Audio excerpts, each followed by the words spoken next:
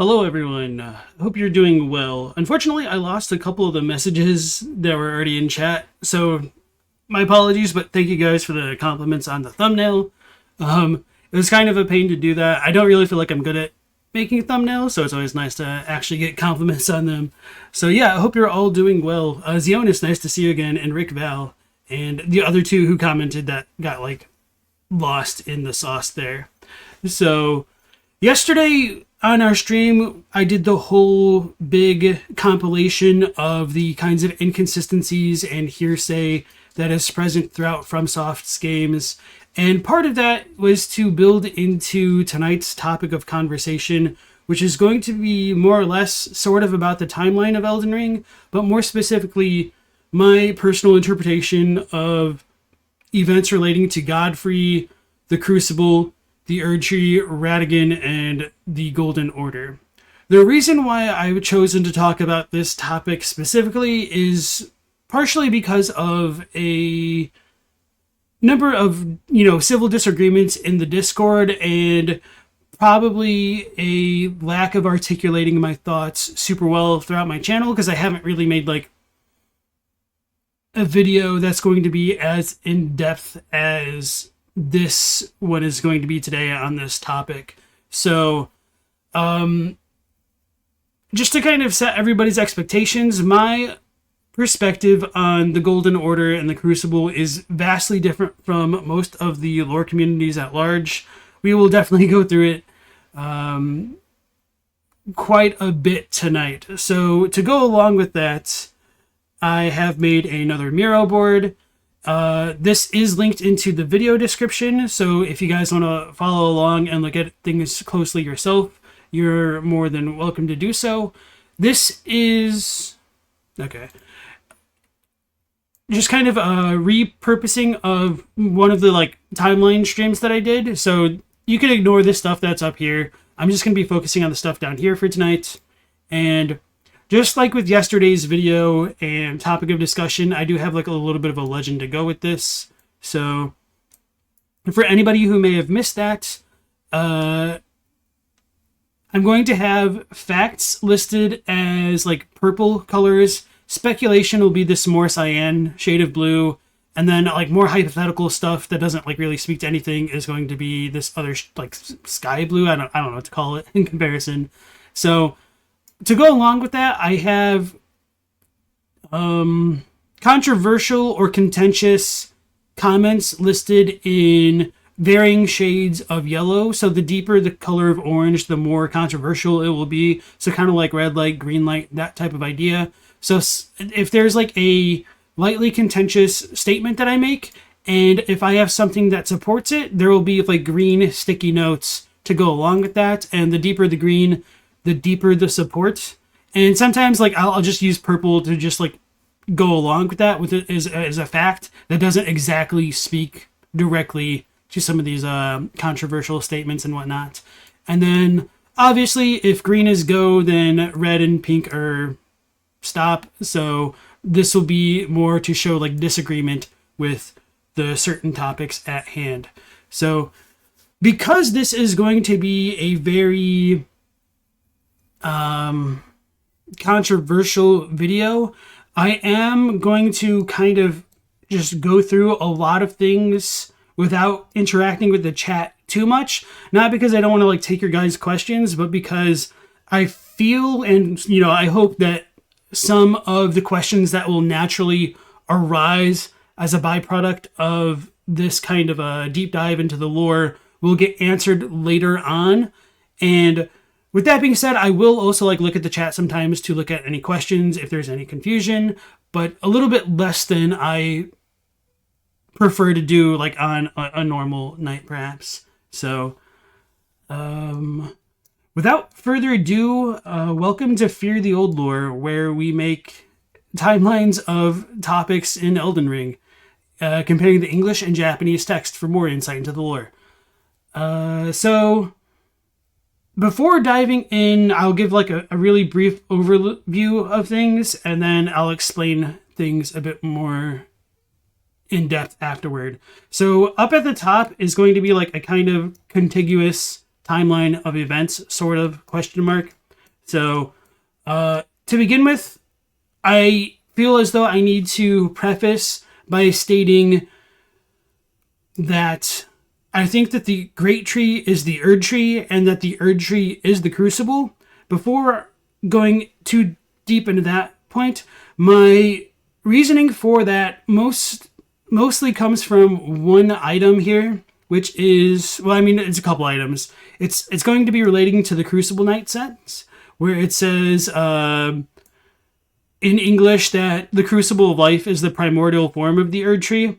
That's okay. Like, it's very arguable what exactly that means in the context of the lore.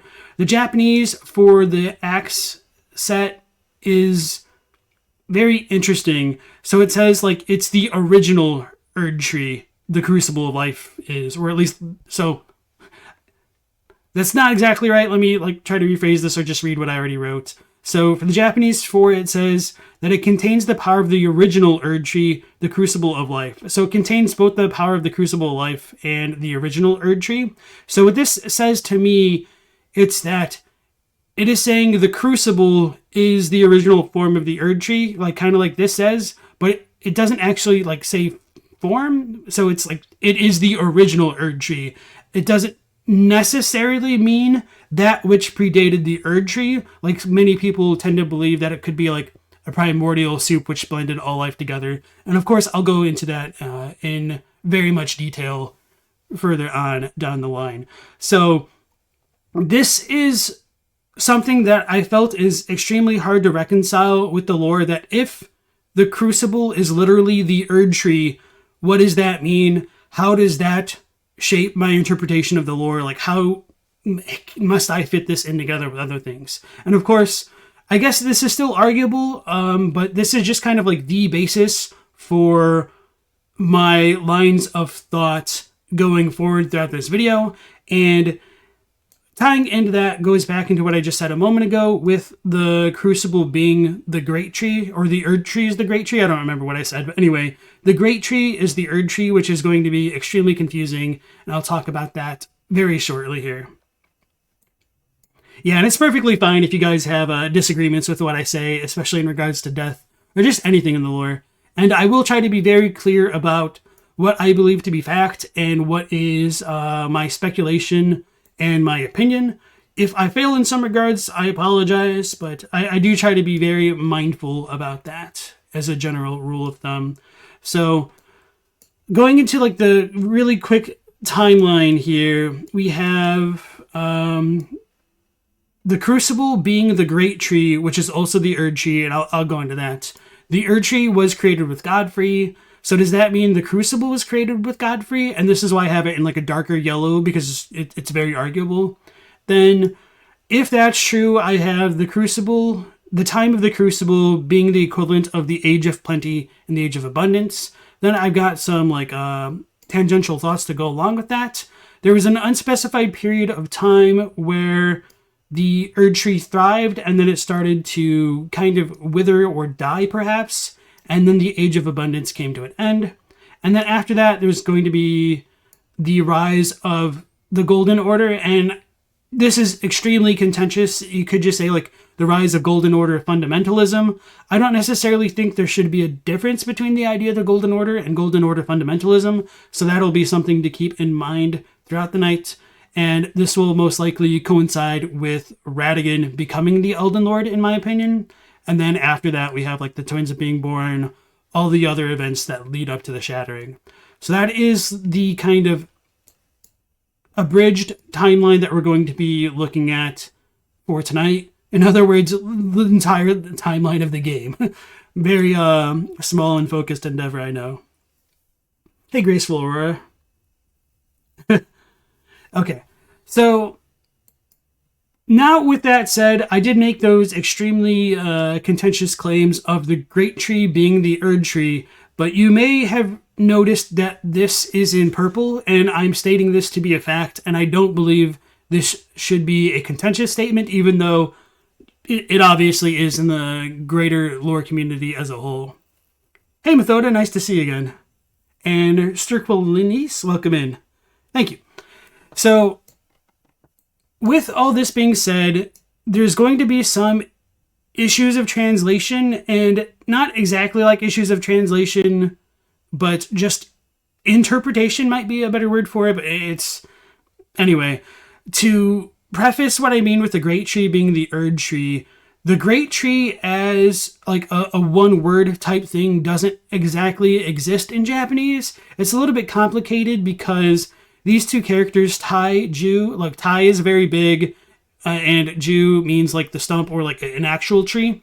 And you could take this to mean a big or a great tree, which isn't that, big shocker surprise right there. But it's really just saying that, that in the sense of it not being like a proper noun. Like it could just be a big tree. However, there will be other contexts later on where this big tree becomes an obvious reference to the Erdtree, which is called the Ogonju. So like Ju is the same character for tree here. So big tree, golden tree. So the Erdtree is golden tree in Japanese. Erdtree is probably like a term that originated in English in terms of like how they built up the lore, I'm assuming. And they might have just used golden tree as to like kind of equivocate that in Japanese. But that's just kind of an aside. It might become relevant for some things later, but I may as well just bring it up now. So the TLDR is that Great Tree doesn't exist quite in the same way that it's implied with the official localization here. So I have compiled a very small list of the times that the term Great Tree appears, as well as a couple times where Erdtree appears in relation to this. So I did talk to Sinister Stromboli, and he's colorblind, so hopefully for you colorblind folk, this will still show up for you. But if not, I have Great Tree, Taiju, highlighted and bolded in orange in Japanese, and then I have this equivalent of what they translated it as in orange for the English sources here. So in Deathroot, it says, the rune of death spread across the lands between through the underground roots of the Great Tree, sprouting in the form of Deathroot. Now, the Great Tree kind of sounds like it's supposed to be something completely different than the Erdtree, partially because of the root resin and deep root depths map descriptions, where it says, the roots of the Great Tree were once linked to those of the Erdtree, or so they say, and it is for this reason catacombs are built around Great Tree roots. So, if it was once connected to the Erdtree, but the Great Tree is the Erdtree, that almost doesn't make sense. So my first time reading this, before I became more familiar with like the text of other items and stuff, I also thought it was saying that the Great Tree and the Erdtree were two different trees, but I don't think that's actually the case. So I'll go into that in a little bit more detail here. With the deeper depths map description, I might have to deal with the dogs. It says, at the very depths of the Erdtree's majestic roots lies the source of the Ainsel and Shifra rivers. Here too begins the network of great tree roots that spread throughout the lands between. So we have Taiju for all of these. So these are consistent in the way that they're kind of used, but when we look at the Prince of Death's pustule, and this isn't like a translation thing, it says that it is said that this pustule came from the visage of the Prince of Death, he who used to be called Godwin. As first dead of the demigods, it said he's buried deep under the capital at the Erdtree's roots. So, contextually, you could take it from the Deathroot description and the Prince of Death's pustule that Godwin was buried at the Erdtree's roots, and this is the Great Tree that's being referenced in Deathroot.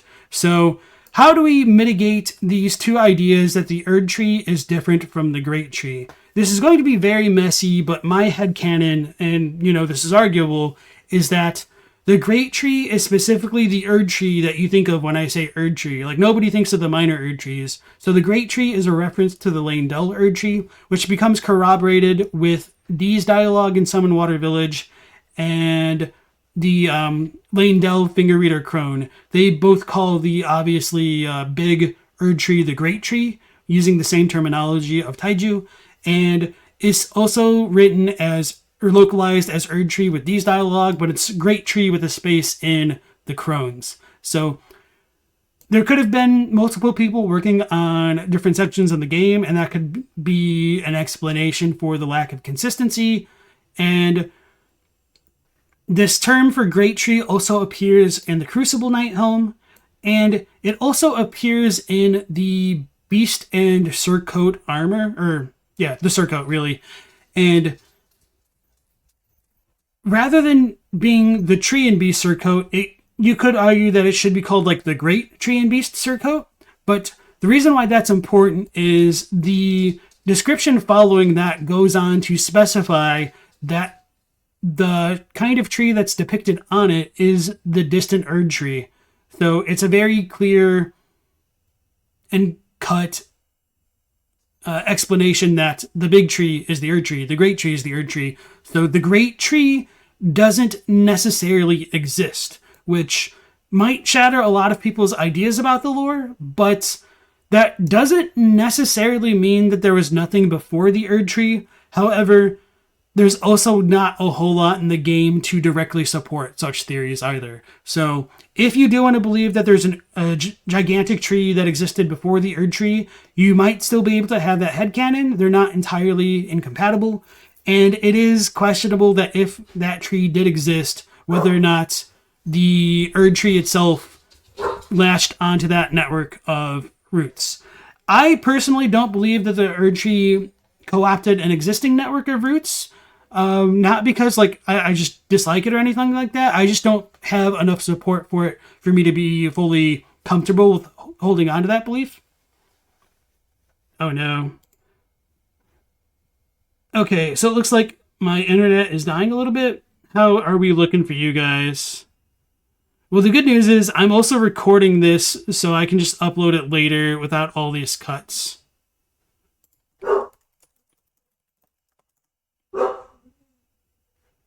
Okay.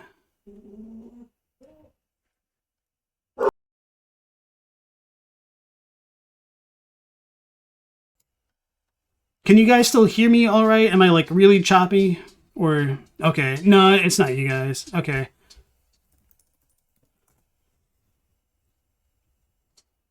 Seems like we're recovering a little bit or not.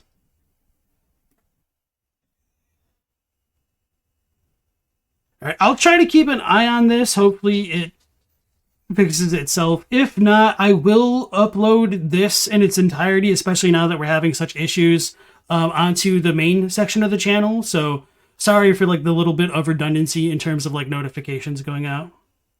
Okay, thank you guys. Appreciate that. And my condolences. So hopefully what I said earlier was all caught, that the idea of a tree existing before the Erdtree isn't completely out of the question, but by the same token, a lot of support for it kind of gets undermined with the idea that this great tree mentioned in all these things is the Erdtree. So keep that in mind. All right, thank you, Bethoda, and everybody else.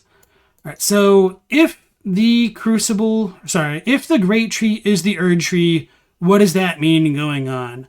Like I mentioned before a moment ago, the term Great Tree appears in the Crucible Tree Helm Siluria's set item, and this could mean that let's just move over here because I talk about all this stuff, that the kind of Erdtree or Great Tree that's depicted in Siluria stuff is modeled on the Crucible. So the Crucible Great Tree is also the Erdtree. That's kind of where this line of thought comes from. And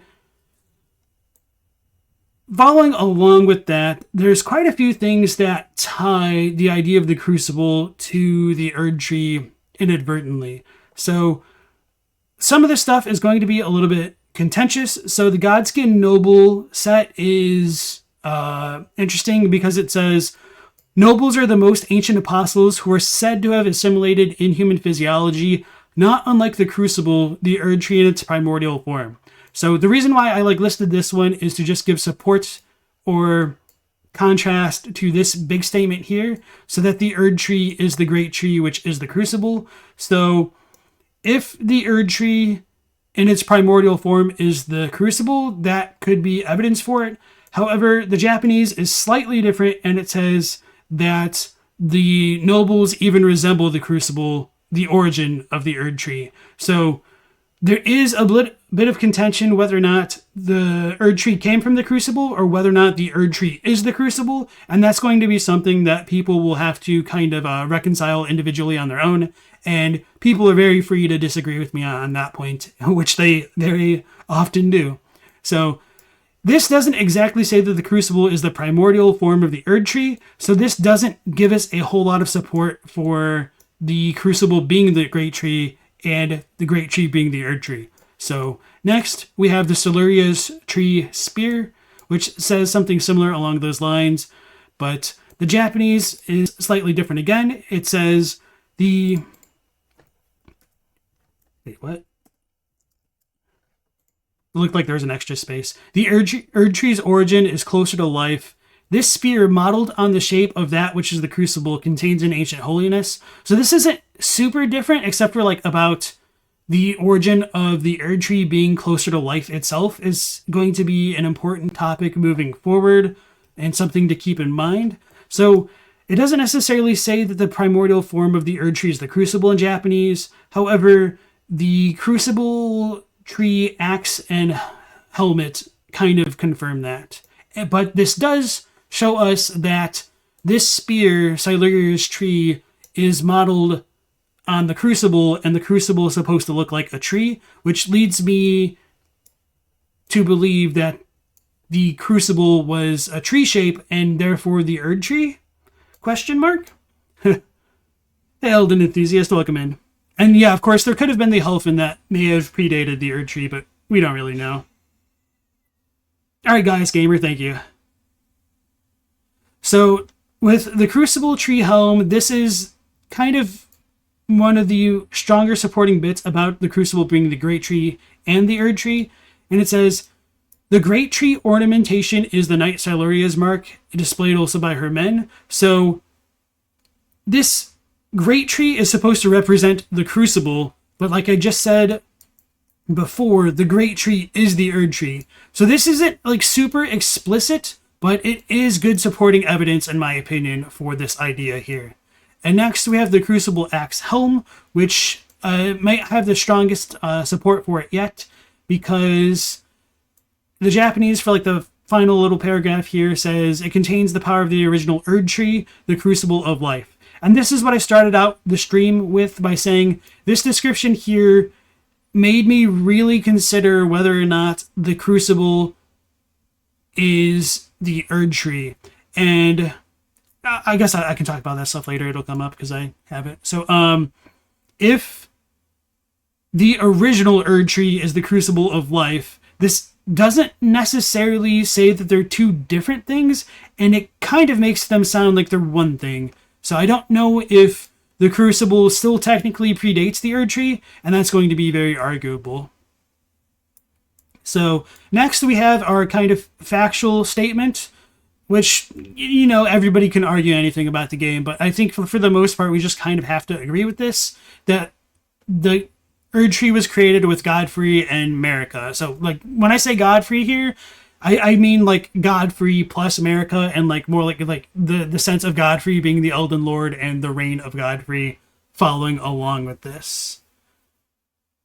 So to support the idea that the Erdtree was created with Godfrey's time, Smithing Stones 7 and 8 say they're thought to have been used to hone the weapons of the champions of the war against the giants at the birth of the Erdtree. So we do get our favorite suppositional language showing up here because Miyazaki is allergic to giving us facts. So this is why I don't have this listed in like the deepest green that I can, but we also don't have a ton of reason to doubt it. So I think this is, you know, good thing to start off with. Next, we have the Mountaintops Sword Monument, the Mountaintops of the Giant Sword.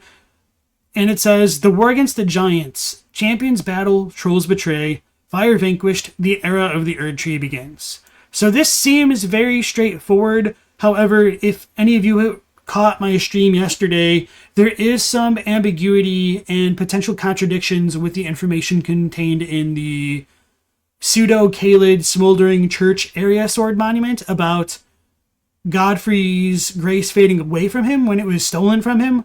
So that does make me question the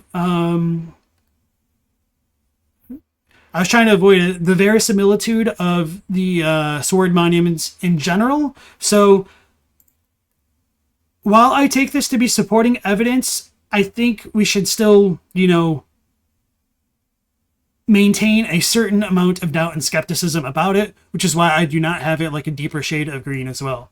So now we have protection of the Erdtree, which is a little bit more contentious. It says, in the beginning, everything was in opposition to the Erdtree, but through countless victories in war, it became the embodiment of order. So this is a really, really fascinating description to me, because depending on how you take that idea of the Erdtree being a kind of manifestation of the Elden Ring, could this be inadvertently implying that the Elden Ring itself didn't actually fully embody order at the beginning of its inception, of the Erdtree's inception? Because for what it's worth, we do know that the Elden Ring did not control the fate in the night skies initially, and we'll talk about that a lot more when we talk about Rennala and stuff like that. But that's something to keep in mind.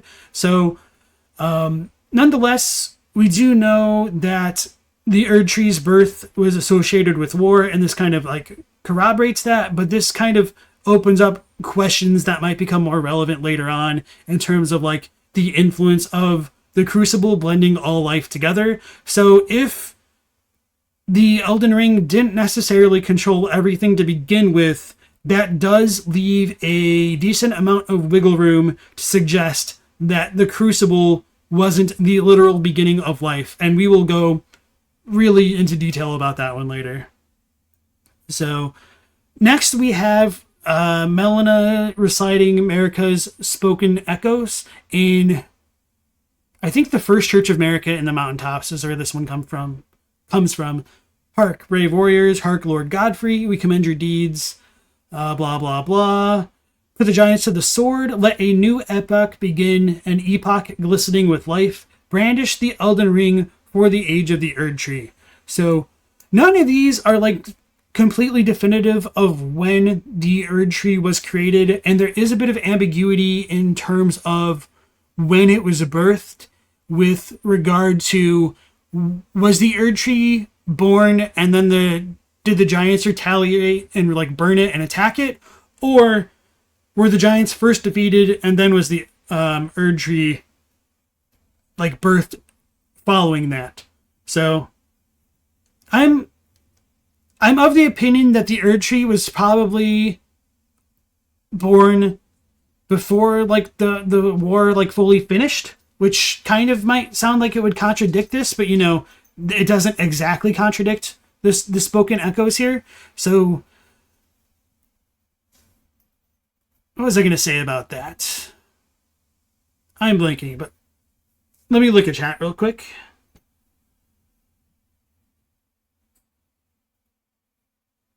The Erdtree has had its soul removed from the body like Ronnie. That's an interesting thought. And yeah, okay.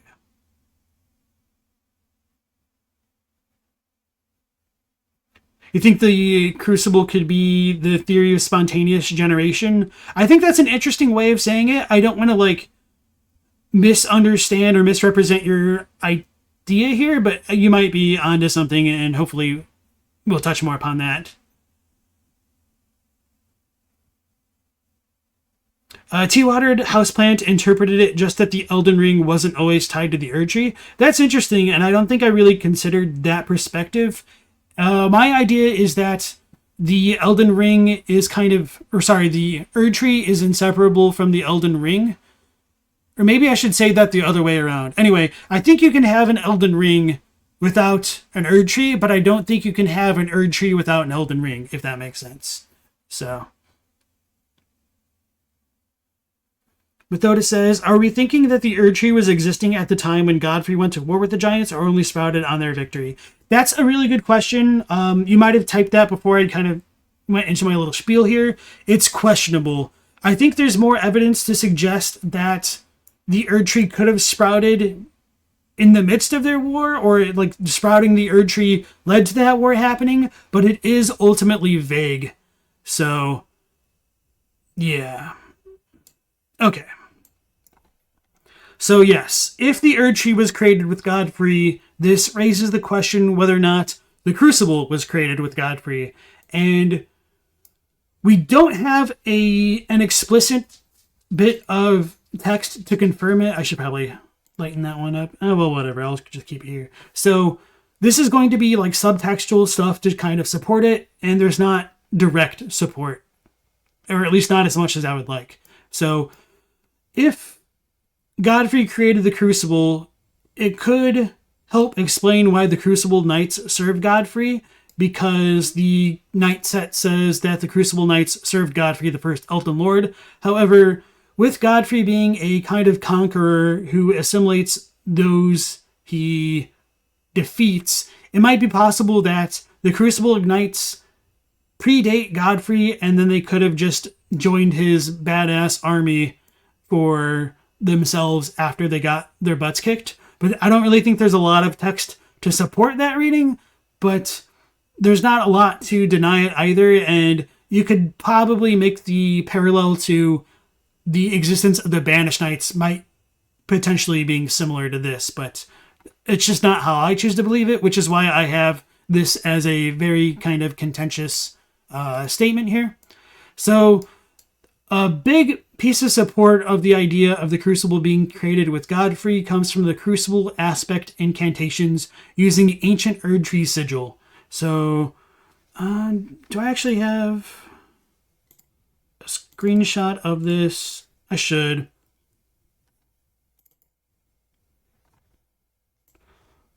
This actually looks goofy. Let me, okay, this one's a little bit better.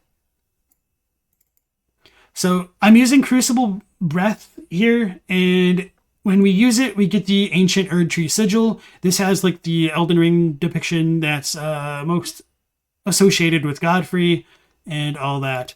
So Crucible incantations, all three of them use this for some reason. And then the incantations themselves say that they're manifestations of the Erdtree's primal vital energies, and these are an aspect of the primordial crucible where all life was once blended together. I'll talk about the second statement a bit more later, but the one thing that I wanted to impress upon this idea of the Crucible incantations being that their power comes from the Erdtree's primal vital energy. So it's not just like vital energy in general, it's the Erdtree's primal vital energy. And I'll talk more about the translation of this later, because I went into more detail later, and I probably should have come back here, but I was working more chronologically, so I'll leave that alone for now. But just to address some questions that might come up from this, you could make the argument here that these Erdtree's primal vital energies are all of the Crucible's energies still, but this is why I have this as like a contentious thing as opposed to like something more concrete and definite. So if the Crucible is unrelated to the Erdtree, then why would the Crucible sigils or Crucible incantations use the Erdtree sigil is one question I think we should ask ourselves. And when we compare the incantations here to things like the ice sorceries or even the primeval current ones, they don't use any sigils at all. So if the Crucible were truly supposed to be unrelated to the Erdtree, I'm surprised that they just don't have a sigil or something else entirely. So I do think it is relevant that the ancient Erdtree sigil appears with these. So sorry if I'm being really redundant here, but I do want to like cover all my bases and try to articulate things as well as I can. Why is this one off? That's annoying. Okay. So the other thing about the Crucible being related to Godfrey, in my opinion, comes from the idea of red gold and the ancient holiness, which coincides with both red gold and Godfrey's reign. So when we look at Ordovis's great sword, the Crucible horn shield, and Sword of the Gilded Great Shield, they kind of all tie into this idea of there being a red-tinged gold. The Gilded Great Shield's English translation is really bad and does make it sound like the Crucible is the primordial matter that became the Erdtree, which totally 1000% makes it sound like it should be like a primordial soup. And I initially thought that for a long time until like I was looking at the Crucible Knight stuff where they say like the Erdtree is the Crucible. That really made me like have to reconsider things. I did the whole deep dive and realized that at least for the Japanese side of the Gilded Great Shield, the text is different, which makes the idea of it being the Crucible being a primordial soup type thing a bit more questionable. So the Gilded Great Shield says that its red gold coating imitates the genesis of the Erdtree, and it is the color of reminiscence. So genesis of the Erdtree here is a very interesting phrasing because it doesn't use like the original Erdtree.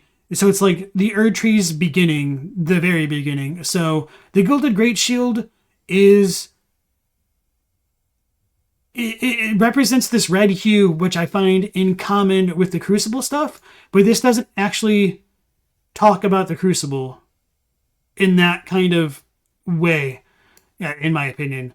So why does this come back to Godfrey? Well, obviously, Godric is a Godfrey fanboy, and all of his stuff is like going back to him. But aside from that, the whole primordial life stuff kind of gets mentioned with a bunch of Crucible things, and it comes up with all of the amber medallions, like the crimson ones and the cerulean ones. They just use the same description. It says, the Erdtree's old sap becomes amber, treasured as the most precious of jewels in the age of Godfrey, the first Elden Lord. A primordial life energy resides inside. So this idea of the primordial life kind of goes hand in hand with the ancient holiness, which it goes back to the greatsword, and I don't think the Hornshield talks about it. No, it does. Okay. So the Ordovis greatsword is imbued with an ancient holy essence. Its red tint exemplifies the nature of primordial gold, said to be close in nature to life itself. So primordial gold equals life. Primordial life equals this. This is like an ancient holiness. And they just kind of all inform upon each other to lead me to believe that the idea of red gold coincides with Godfrey's reign, which coincides with the Crucible, which kind of goes back with everything else that we've been talking about here.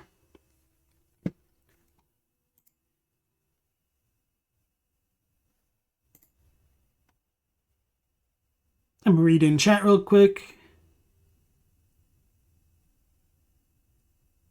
All right, thank you.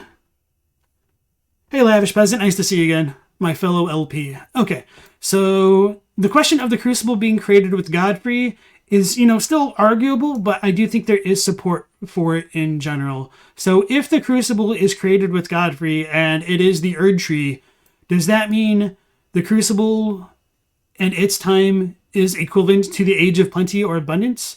I believe so. And the Crucible - Erdtree blends life together, and it's seen as divine. So let me hydrate real quickly here.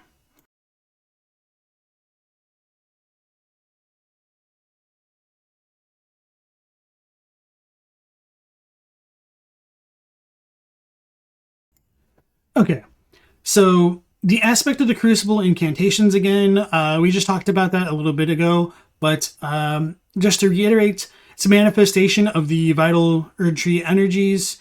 It's an aspect of the Crucible where all life was once blended together. So this just kind of supports the idea that the Crucible is blending things together.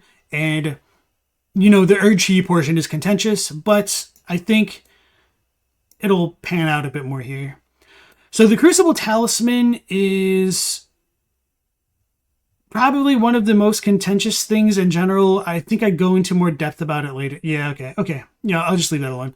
So the Crucible Talismans are embodiments of the aspects of various creatures said to have grown on the human body long ago. It's a vestige of the Crucible of primordial life, born partially of devolution. It was considered a signifier of the divine in ancient times, but is now increasingly disdained as an impurity as civilization has advanced. So this still gives support to the idea of the Crucible blending stuff together.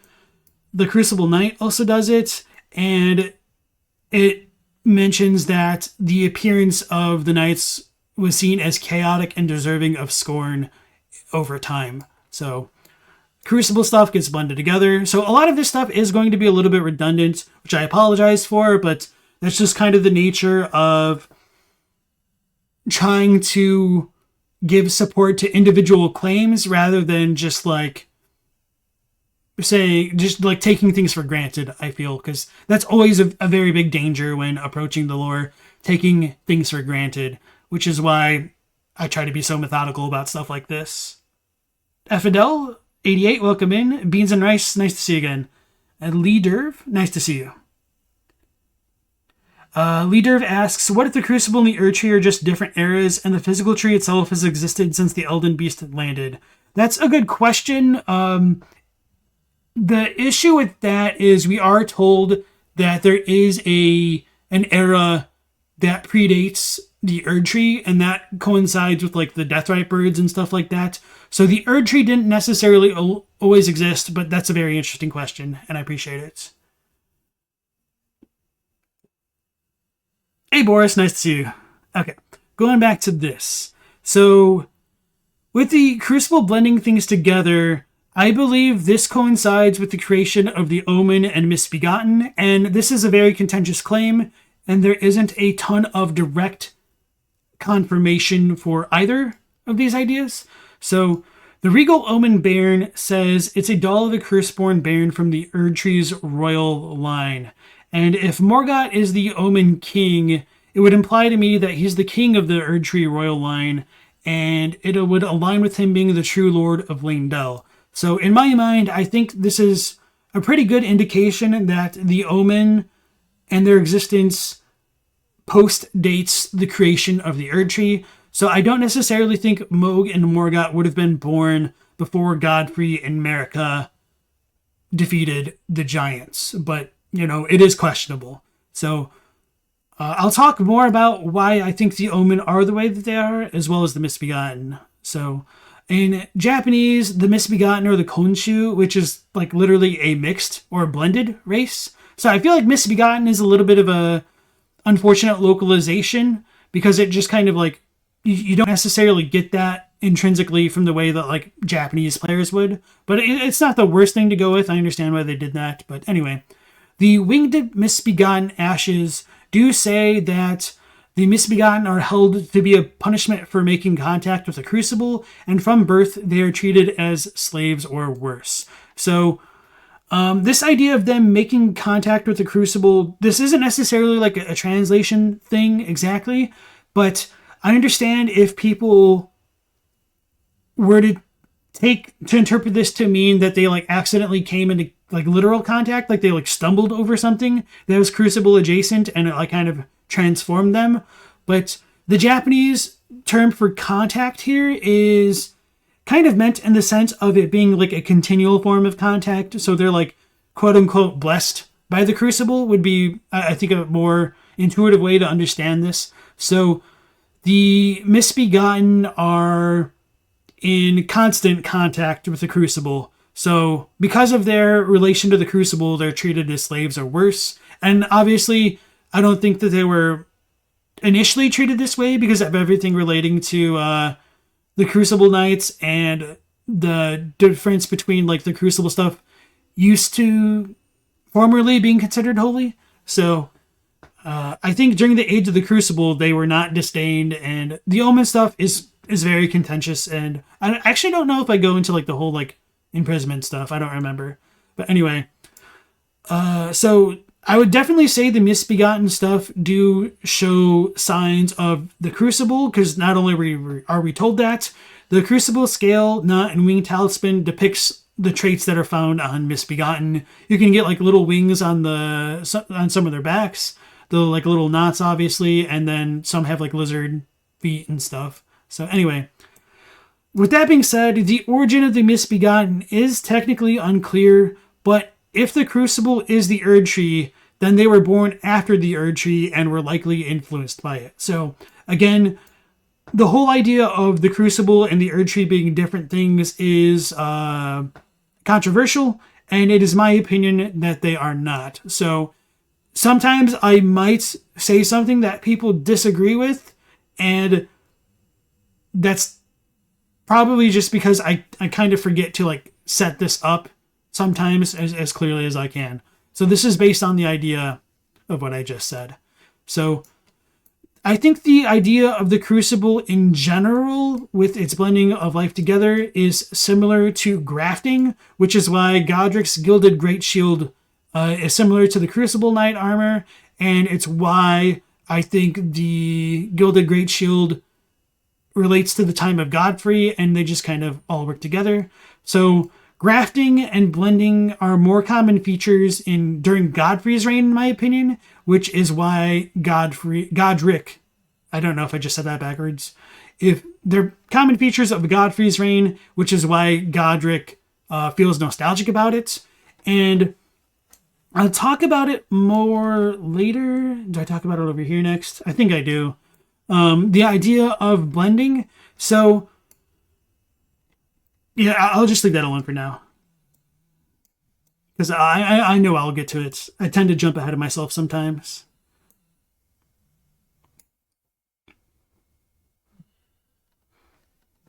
All right, Elden Enthusiast, did I answer your question about you're still not sure what it means to make contact with the Crucible? I think it's something that they're born with after the fact, but I feel like if the Crucible blended all life together, after the Crucible came into being, those traits of all life converging started to affect the things that came behind or came subsequent of the Erdtree's birth.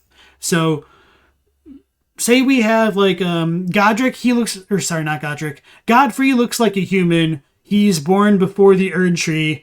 Now we plant the Erdtree. The next things that are born are Moog and Morga, and they are Omen. And they are like Crucible touched, most likely. So hopefully that makes sense.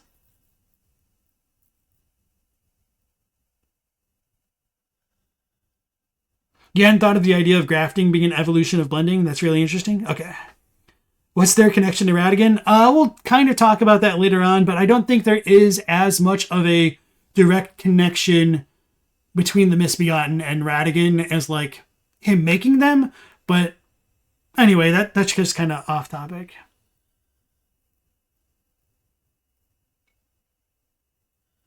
Do I think the description of the Gilded Grey Shield concerning the red being the color of homeward yearning is related to Radagon's law of regression describing a yearning to converge?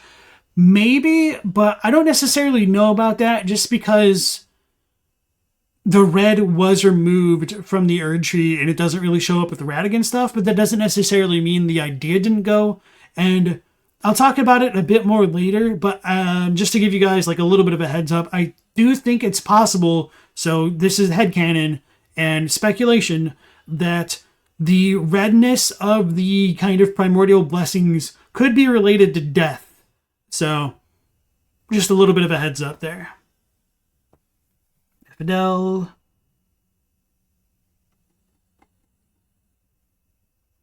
Oh no, I don't think I saw what you said. You had a crazy thought. If you remember correctly, the head of the Crucible Knight Spear looks very much like the sprouts in the bald monk statue. Perhaps that is the Crucible and the single large sprout, the Erdtree. Yes, I do think that is a strong possibility. And thanks for bringing that up, because I totally meant to mention it when I was talking about the Great Tree a long time ago, but I just kind of spaced out. Oh, I think it's because the dogs were barking. Maybe I shouldn't blame them. But anyway, the idea of the Great Tree and Erdtree's roots no longer being connected and them being connected to the catacombs, I think that the big Erdtree was once connected to the gigantic network of roots everywhere, and they connect to the roots of the minor Erdtrees. So I think the idea of the Great Tree's roots not being connected to the Erdtree, it might be a translation thing where Erdtree should have been pluralized to represent the minor Erdtrees. So the Leyndell Erdtree no longer connects to the minor Erdtrees. That's kind of my mental gymnastics headcanon to make sense of why the root resin description differentiates between the Great Tree and what comes across as one singular Erdtree in English, but might be multiple minor Erdtrees in Japanese. But thanks for inadvertently reminding me with that. So, sorry, I totally... Going back to your question. Okay, I did answer that. Yeah, okay. I think we're on the same page there. Tough Eyes, welcome in. Do I not think that the Great Tree equals the Crucible? So, you may have missed the beginning of the stream. So, the Great Tree is the Erdtree. Like, I think that's a very factual statement. The Great Tree as like a proper noun doesn't exactly exist in the same sense that comes across in the English localization. So, if the Great Tree is the Erdtree and the Great Tree is the Crucible, then through the transitive property of lore, that means the Crucible is the Erdtree. Kinda. Alright, sweet. Moving on, next we have the Crucible being the Age of Plenty and Abundance, going along with the Erdtree initially being abundant with sap, amber, and life in general. So there's obviously a ton to support this, with the Sacred Tier, Blessing's Boon, the Icon Shield, and the Amber Medallion. I don't really feel as though I need to go like super in-depth here. It's all pretty straightforward. One thing that I did want to note in terms of like translation intricacies is that the sap in the Amber Medallion comes from Shizuku in Japanese, which is what they use for like tears. So is the Erdtree sap its tears? Yes, and so that makes it a little bit harder to tell if like crystal tears are indistinguishable from the Erdtree's sap or amber, or if they're a specific form of it. And that'll become a bit more relevant later on when we're trying to like discern whether or not the minor Erdtree's life cycles are still tied to the big ones that are like disconnected from it, but we'll deal with that later perhaps. So that'll tie into the idea of the crystal tears and tears in general being related to the Flask of Wondrous Physic. I personally think that the minor Erdtrees came into being during the reign of Godfrey, and that they didn't sprout after the Shattering, which is a little bit contentious, I suppose. But the Flask of Wondrous Physic says that basins are placed at the feet of the minor Erdtrees throughout the lands between in order to collect their crystallized tears. So it is questionable whether the minor Erdtrees' tears, aka their sap, fell only during the Age of Abundance, or if they still continue to fall even after the Shattering. But I'll talk more about that idea of the minor Erdtrees and what era they came in later. So, again, just to reiterate, the Crucible should coincide with the Age of Abundance if the Crucible is Godfrey's Erdtree. So, this is something that I've talked about, obviously, throughout the stream, of the Crucible not actually being a primordial soup or the literal origin of all life. So all of this stuff here is going to be very contentious, so take it with a grain of salt is kind of what I should say. So if the Crucible aspect incantations and the Crucible talismans say the Crucible is the origin of all life, what does that mean? Well, it's a little bit complicated, unfortunately. So for the Crucible aspect incantations, we've talked about that before. It's where all life was unsplendid together. The Japanese here is slightly different, where it says the power of the incantations comes from life, and life is the source of the Erdtree. So this incantation itself is one aspect of the Crucible, and life is blended together. So it doesn't necessarily say that all life was blended together, but it does show that the Crucible blended life together, which is kind of a stupid thing to just like be really nitpicky about, I understand, but it'll become a little bit more relevant later on, I feel, and I'll talk about that shortly. Do I have anything under that? Okay. So The Crucible talismans are the biggest point of contention in terms of like this whole overarching theory of the Crucible literally being the Erdtree and not being the literal origin of all life in the lands between as we know it. So the English here doesn't come across as strongly in the Japanese for this part. So if you guys want to say that I always like cherry pick the Japanese stuff to favor me, this is one of the times where like cherry picking the Japanese stuff actively hurts me. So I'm not going to worry about this one right here. So to go to the retranslation, it says that the talisman is a remnant of the Crucible, source of life. It's partial atavism, once seen as holy in the past, but civilization has later treated it as impure. So if the Crucible is source of life, that can be taken multiple ways. So most people, I think, would intuitively take this to mean that it's like literally the source of all life, but it doesn't necessarily mean that in the same sense that like the power of life being the source of the Erdtree. So why am I being so damn like nitpicky and pedantic about this? One, to mentally gymnastic, support my own theories, but putting that kind of a joke response aside, if the Crucible was blending together all life, I don't necessarily think hold on, let me rephrase this. If the Crucible is the source of life, what does that mean? Well, I think there's a couple explanations that could fit the answer to that question, but not necessarily like be the same thing. So let's say that the Crucible is the primordial soup where all life came from it. Sure, it is definitely the source of life. I'm not going to deny that thought in itself. It's perfectly valid. However, if the Crucible as a thing, as the Erdtree was taking in all life and blending it together, would it not then become the source of life after that fact? Because everything would be coming from the Crucible if everything was blended into it to a certain sense. So what does that mean in more plain English, straightforward terms? I typically view the idea of the Erdtree and the Elden Ring as a kind of filter for order in the collective universe. So I was thinking if I had like any pictures on hand to go with it, but I guess I don't. So I guess we're going to get our fancy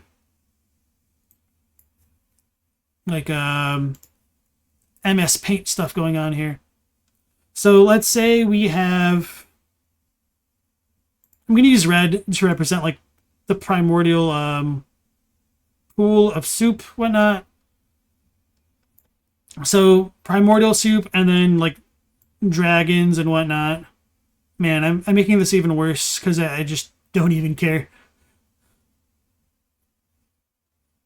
And then they have extra wings, right? So we have dragons and all these other stuff like beastmen.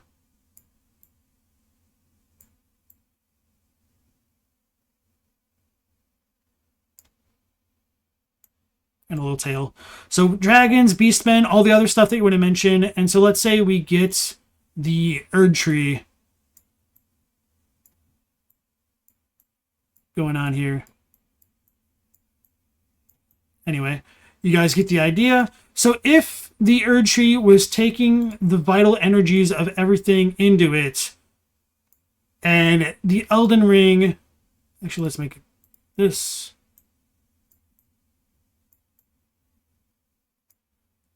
transforms life based on its things, you could say that the people that come out of, not like literally come out of the Erdtree, but the things that come after the Erdtree would still have like their kind of origin or source of life sort of come from the vital energies of the Erdtree, because like literally everything is getting blended together. And you could say this is another person, it doesn't really matter. So hopefully that makes sense. I do think it is convoluted. I'm totally aware of that, but I think the idea of the Elden Lord and literally impacting order in and of itself is convoluted. And just to give like another parallel to that, let's say we take the Erdtree here. So let's actually do a little quick crappy copy and paste.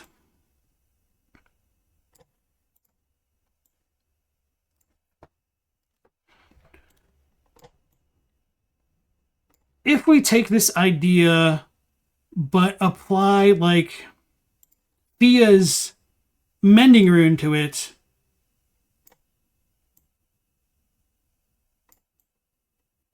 these are like the little millipedes and whatnot, these will like make those who live in death, like so skeletons, I'm not going to draw a skeleton because I mean it's not going to be better than my person. So if like this could, if like those who live in death become codified, you could say like their source also comes from like the Erdtree and the Elden Ring and all that and whatnot. So very convoluted, I know, my apologies, but that's just kind of like my idea of how the Erdtree and the Crucible being the source of life works. I think that it's essentially like a filtration system. And so at this point in time, the Crucible is just blending everything together and is all coming out like Three Stooges effect, which is why you have Misbegotten having scales, wings, knots on them, because that's stuff that's not native to them. To go into the idea of the omen, I don't know if I go into it further here. I think the reason they're cursed is because they have an excess of life coursing their veins, and excess life in games like Dark Souls is stated to be a curse, and it eats away at the user. So it's something that's common between all the games. I might go into like more detail here. I don't remember, but just keep that in mind. And if you disagree with that, later just mention it in a comment or like join the Discord and we can hash it out there. I don't want to like go too far off topic here. So hopefully that makes sense. I'm going to pause real quick to hydrate and read chat. So if you guys have any like questions, I can answer them before moving on a little bit further.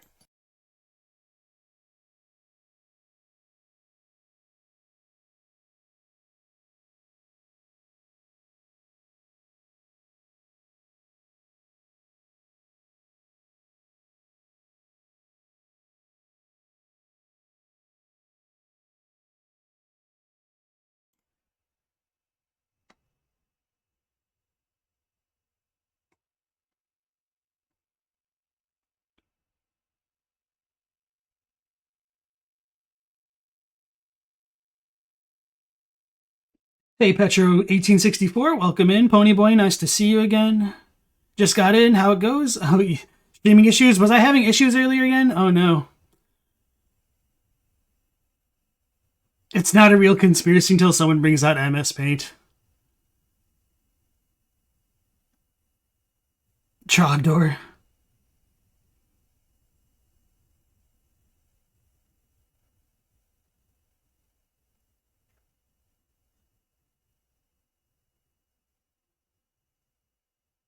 Jung haters? Okay. Alright. Okay, so it doesn't look like you guys got lost in the sauce there, which I'm glad about. Hopefully it was actually coherent ramblings of a madman. Anyway, so what did I just talk about there? The Crucible Talismans. Alright, the origin of life. Okay. So going with that idea of the Crucible being the source of all life, I think that in and of itself is a little bit of a contentious claim, which I kind of poorly brushed aside there a moment ago.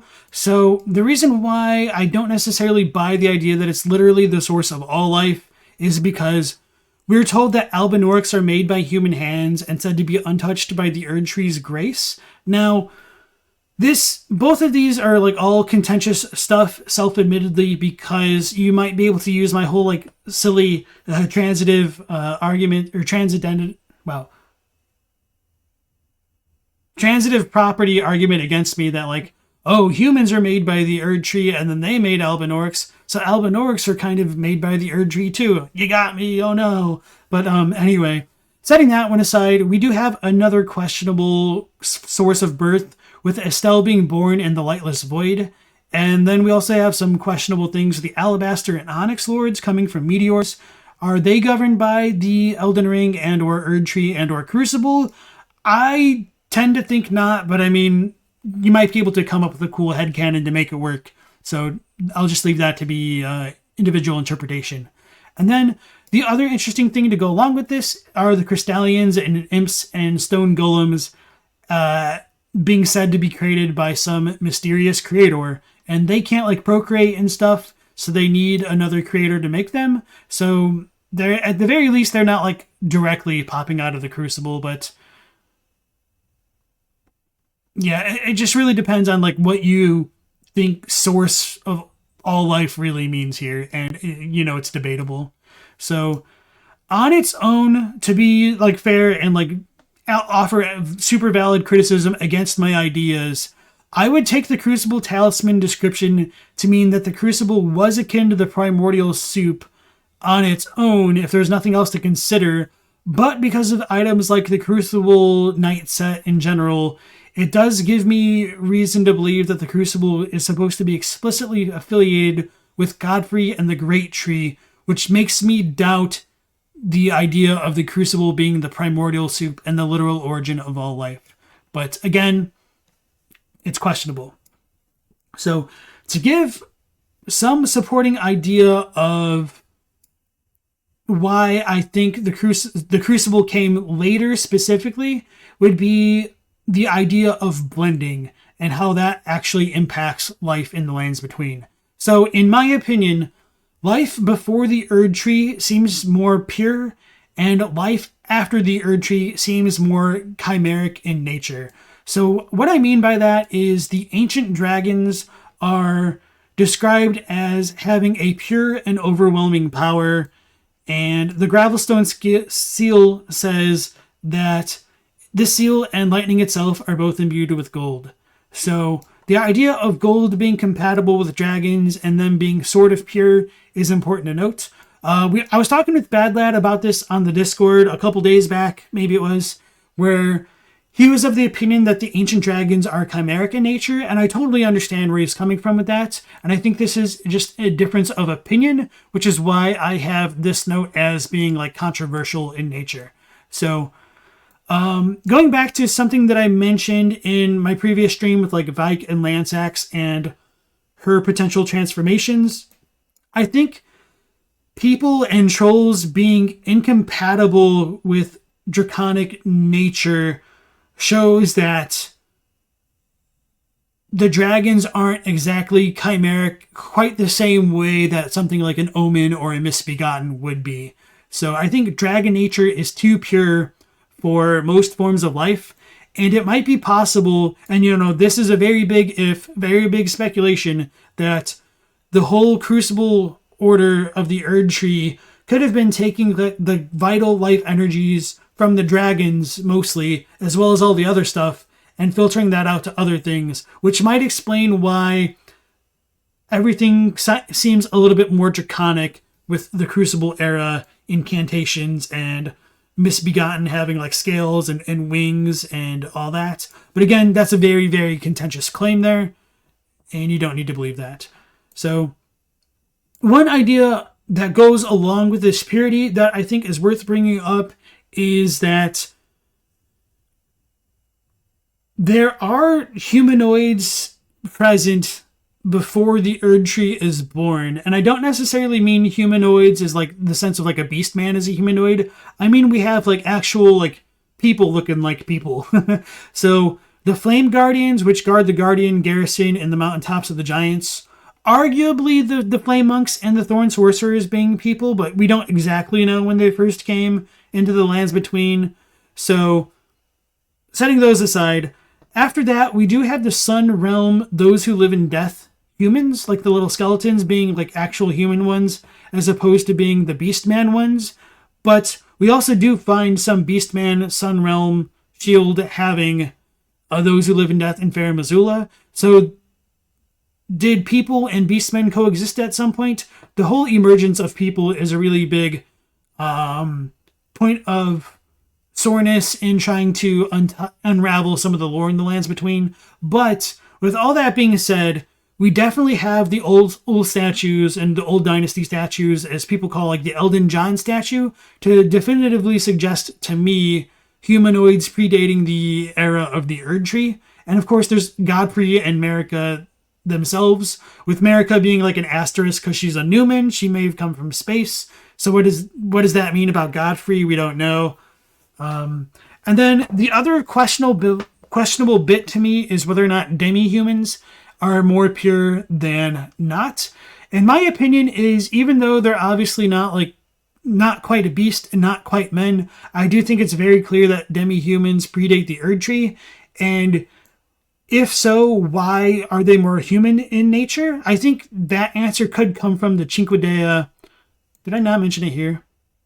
Okay. Anyway, it could come from the Cinque Dea saying that they were granted intelligence by the greater will. So there might be something different going on with demi-humans specifically compared to Omen and Misbegotten.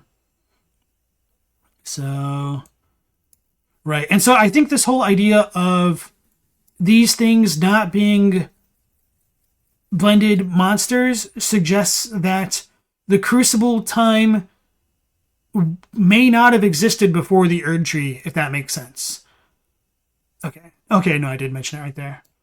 So next we have the Omen and Misbegotten, and this will be like after the Erdtree.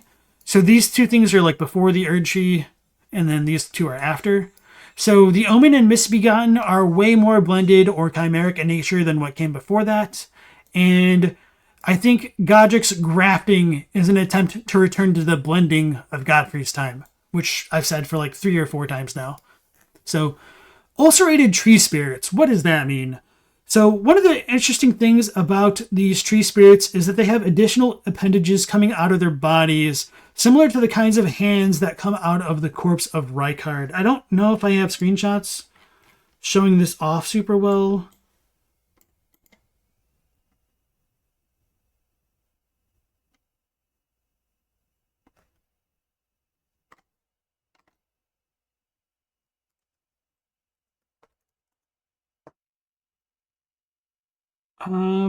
Maybe we could look at this.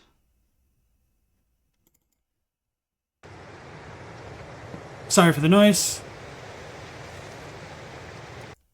So you can't see it super well here. But when they like roll on their sides, you can see like more of the things coming out of them being more hand-like, which is kind of what you'd see with Rykard. Actually, let me mute this. That might help. Chomp attack?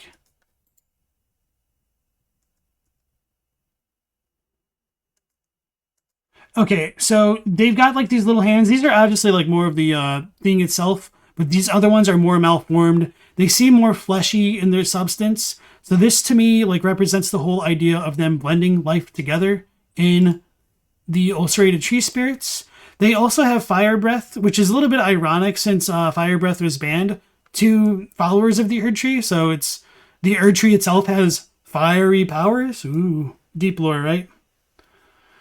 And then the Erdtree, I don't think this would come as a surprise, absorbs and blends the dead into its blessings. So that's where potentially we get all like the sap and the amber and stuff relating to the Erdtree. So let me hydrate and welcome some people back into the chat. Teen Sith, I saw you earlier. My fault. Welcome back in. Nice to see you again.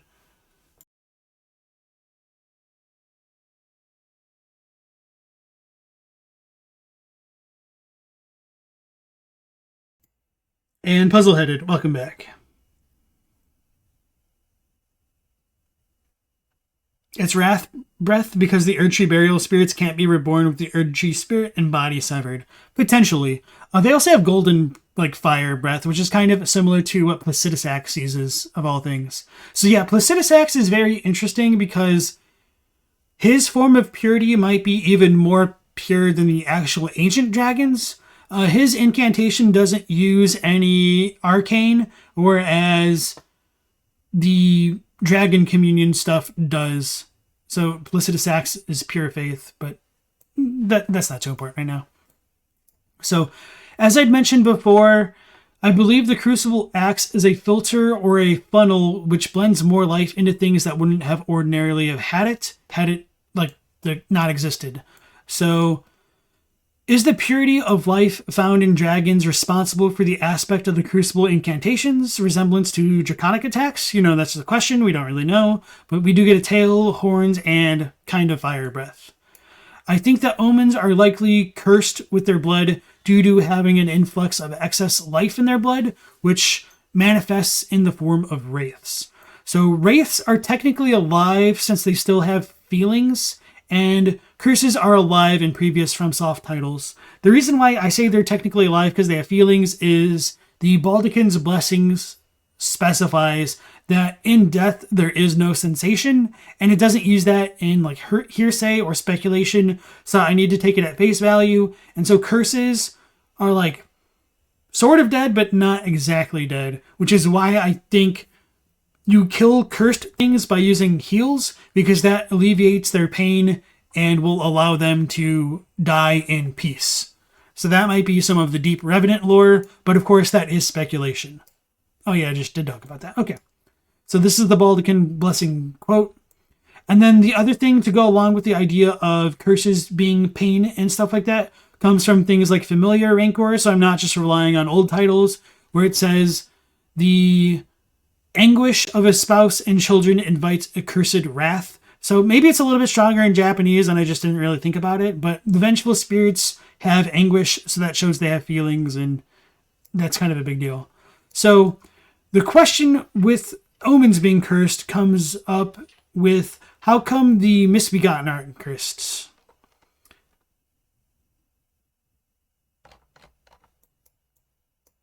So moving on.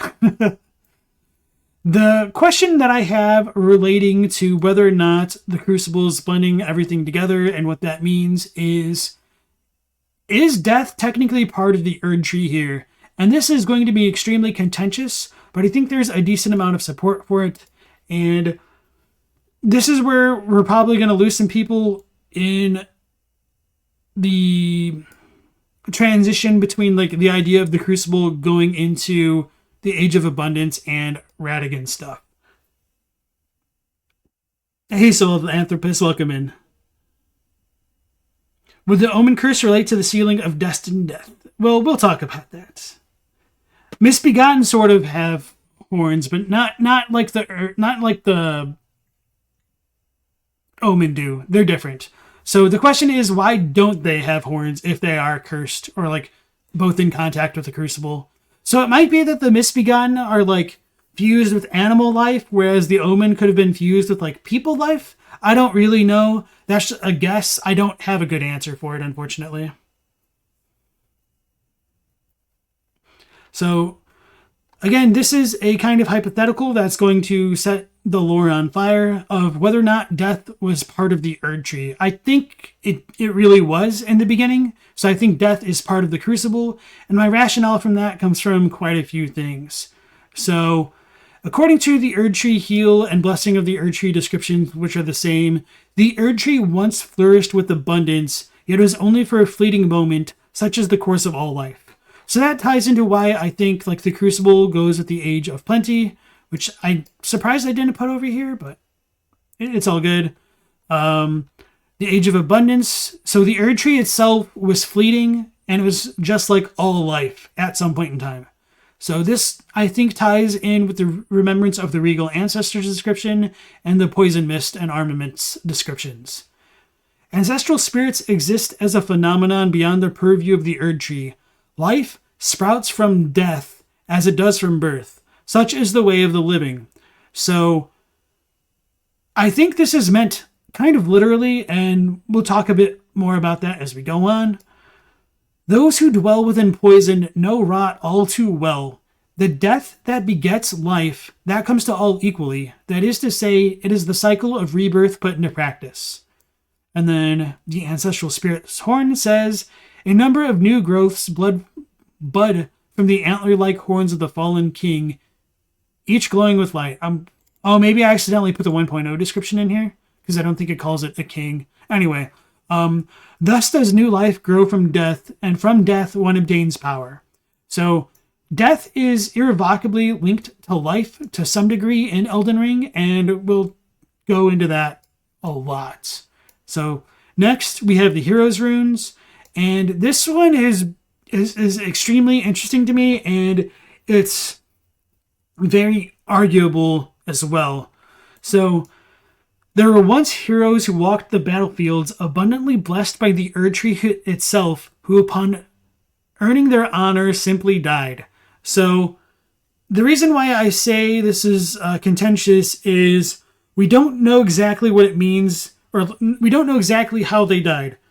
So with things relating to the Helfen saying that people like died in battle and that's how they see the Helfen and that's how they gain their honor, that could potentially be tied into the idea of the hero's runes, that when they receive their honor, it's because they're dying on a battlefield. That's a very possible reading for this, but it isn't super obvious, perhaps. So if that reading is true, that's perfectly fine, but that doesn't necessarily disprove or make this next idea invalid, in that perhaps heroes actually just died despite being blessed by the Erdtree. They might not have been killed in battle. They might have just ran their course and then just kind of dropped it dead. It might sound like that. We don't really know, which is why this is contentious. But nonetheless, with either interpretation there or another one, heroes died, and that was with the Erdtree, which, isn't too crazy of a statement, because, we kill stuff all the time as the Tarnished. So that's not completely out of the question. So, like I said, it's unclear if earning their honor means they died in combat. So, what does that tie into life? The Golden Runes say, even now the runes are still imbued with the power of life itself. Do you see the Erdtree towering over? So, we're told from these descriptions over here that death is part of life, and if the hero's runes died, maybe that means the power of life and death are meant to be more intrinsically tied together. So I think that shouldn't be too crazy of a claim, because even if death existed, we do know the whole blending mechanism kind of incorporating death into the Erdtree in a roundabout manner. So of course, this is all, how do I want to phrase this? It's all well and good, but it doesn't tell us if this form of death is synonymous with Destined Death, or if Destined Death is already removed and part of this equation. So that's something I feel like we should start to ask ourselves, and that'll become more relevant later on. So to tie into that, the Godskin nobles are like the Crucible, and they are said to have served Destined Death. So if the Crucible is the Erdtree, then does Destined Death exist alongside it because the nobles are serving Destined Death and they were like the Crucible? We don't really know. And to be fair, the Godskins are said to be like the Crucible, and they aren't necessarily directly related. So I don't know exactly how I feel about that. That's just something where, if FromSoft revises something in the DLC and changes my thoughts about the Godskin nobles and the apostles, I might be annoyed, but I'm not going to be blindsided by it, because they tend to leave wiggle room for them to iterate on future story information. So, going back to that whole idea of Crucible being and existing alongside Destined Death. So, for what it's worth, the Destined Death Blackblade incantation has the ancient Erdtree sigil in the background of it on the incantation itself. However, that sigil does not appear when it's being cast. So keep that in mind for now. Going from that point on, we have fire monks becoming black flame monks, which means the Erdtree exists when the fire tree monks are converted to black flame monks. So does that mean that Destined Death was already sealed when the black flame monks converted? Did they join the Glowmide Queen's forces after she was sealed? We don't technically know, and we don't know if the power of Black Flames is already lost when the Fire Monks converted. But if the Glowmide Queen still existed and the true power of the Black Flames still worked during this period, it would imply that Destined Death exists coexists along with the Fire Monks, which would mean that the Crucible existed in a time when Destined Death was not yet sealed, perhaps. And of course, that's a contentious claim, and we can all argue until we're blue in the face about Destined Death, so that's exactly what this entire stream is about. Hey, Levant Blaze, welcome in. I'll read you guys. I'll catch up with chat in a moment after I finish this section, because there's a lot to just lore dump real quick. So, going back to the idea of the Erdtree being like all forms of life, we do have something which contradicts that in the Seed Talisman. It says the Erdtree was once perfect and eternal, and thus it was believed that Erdtree seeds could not exist. So this is very problematic, because we're told in the Erdtree Heal and the Blessing of the Erdtree descriptions that the Erdtree is fleeting, yet this is telling us the Erdtree is perfect and eternal, which seems like a major contradiction in my books. So how do we reconcile this idea that the Erdtree is simultaneously fleeting, yet perfect and eternal? There's going to be some disagreement amongst lore theorists, but my interpretation of how these two conflicting ideas can be reconciled is that the Erdtree at one point was like all other life, and then it was later changed to become eternal, potentially when Destined Death was sealed.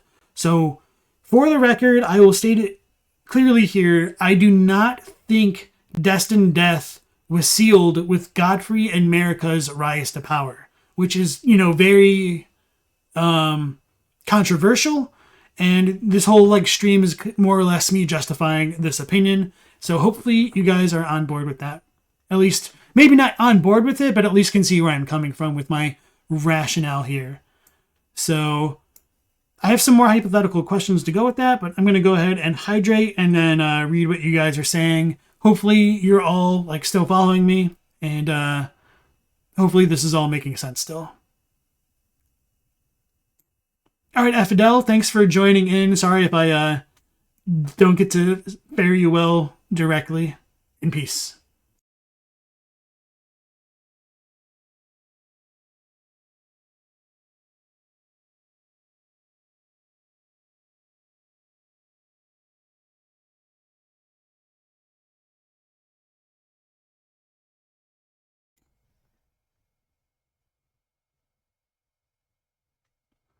Teeth just said, didn't we talk about the Japanese not so much implying heroes just keeled over on the Discord? I don't think we talked about it like that, but I think it's just arguable in general, even in English and Japanese. So, okay, yeah, I remember what you're thinking of now. Whether or not, hold on, where's my mouse? Okay. Whether or not the issue which Teen Sith is referring to is, the English here says that they simply died, so that makes it sound more direct, I guess. But the Japanese just doesn't have simply here, so you could just read it as saying, the heroes were once abundantly blessed by the Erdtree, who, upon earning their honor, died. But I don't really think that's, too much of a semantic difference, but far be it from me to poop on other people's semantic hang-ups, right?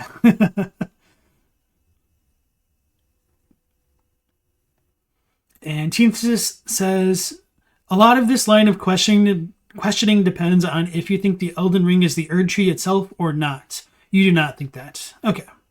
Yeah, I don't think the Elden Ring is the Erdtree itself, but I do think the Erdtree could not exist without the Elden Ring, which I mentioned earlier.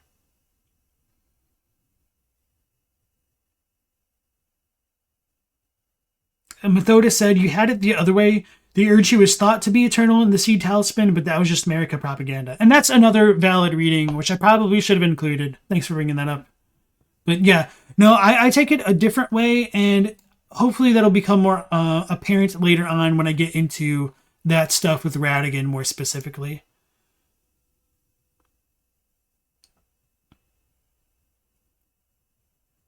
Gaius found resonance with the idea that I shared about life into eternal life, especially when considering the various Christian-esque inspirations. Okay.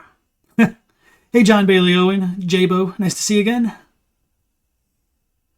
Elden Enthusiast wonders if Crucible life equals the theory of spontaneous generation versus Golden Order being a Christianity or Catholic dogma. I almost said Catholic. Okay. Moving on with the idea of death still being part of the Erdtree. So this stuff is a bit more hypothetical, and this is going to be messy. So there's probably going to be counter arguments to be made to some of these, which I'm open to. So if you guys want to like say them in the chat, or if you want to leave them in the comments, like on the video itself, because they might get lost in the sauce over here, I'd appreciate that. Or of course, you can. I never pinned the stupid Discord link. I'm smart. If you guys want to join the Discord and talk about this stuff more directly later, that is also very welcome. I hate the stupid thing. I don't know why they changed this to have the stupid like heart thing here. I think you guys can see me struggling. So yeah, if you want to join the Discord and if you have like thoughts that you want to like hash over, feel free. So enough waffling. Going back to this idea of death being part of the Erdtree and Destined Death not being sealed with Godfrey and Marika. So one silly question, and you know this is arguable no matter how, like what area you look at, is if Destined Death was sealed during Godfrey and Marika's reign, what need would there be for Erdtree burial if things were already effectively immortal? So if Destined Death was sealed, why is there Erdtree burial? To be fair, Erdtree burial could be reserved for those who died in combat. We do know that Godfrey was in a perpetual state of war. Radagon was off fighting around the world and all that stuff. So Erdtree burial could have been for like heroes, which isn't entirely incompatible with like the idea of the Elfins guiding Grace, showing ghosts towards catacombs and all that stuff. And even with that silly idea of Erdtree burial not being necessary with Destined Death, to be fair, that practice does continue even after the Shattering. So this question, well, I do think it's very interesting and does call into question why they needed it. They still continued the practice, so maybe this question is kind of a silly question to begin with. I don't know, maybe you guys feel differently about that. So another weird thing to consider is we have many graveyards near churches, and we have graveyards within Raya Lucaria. So why would there need to be graveyards if people were functionally immortal?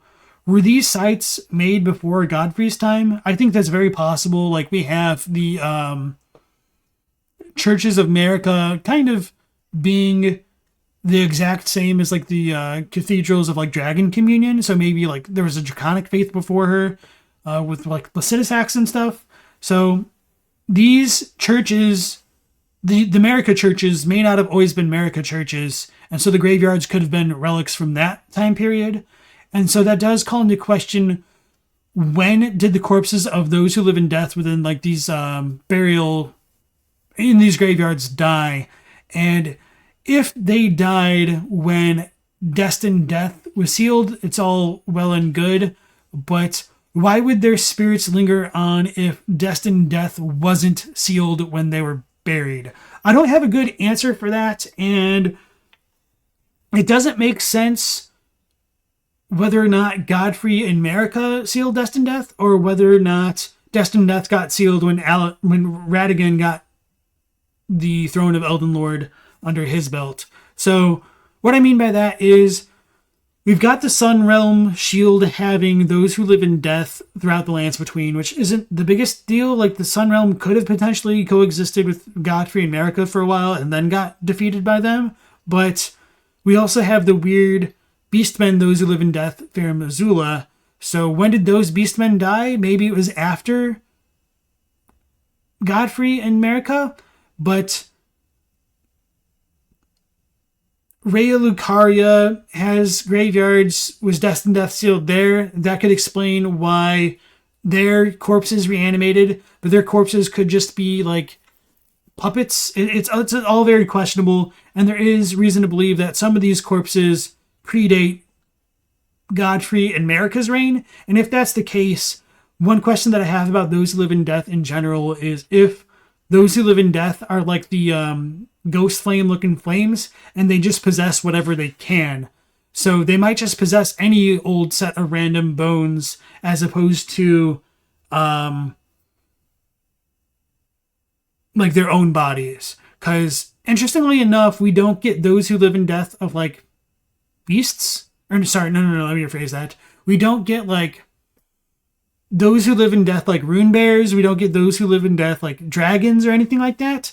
But I don't really think that's like meant to be like a super lore significant question. It's just kind of like what's mechanical versus what's gameplay, and it's just a little bit of a mess is what I'm saying. So definitely reason to doubt the idea of Destined Death being sealed, and reasons to doubt it not being sealed.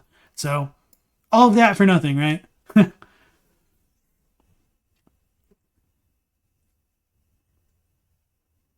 All right, Elden Enthusiast, thanks for dropping in, and you take care. You have a good night. Yeah, my live streams do have the chat replay available, and I do have the chat scrolling along on the side there. So hopefully you guys can enjoy it.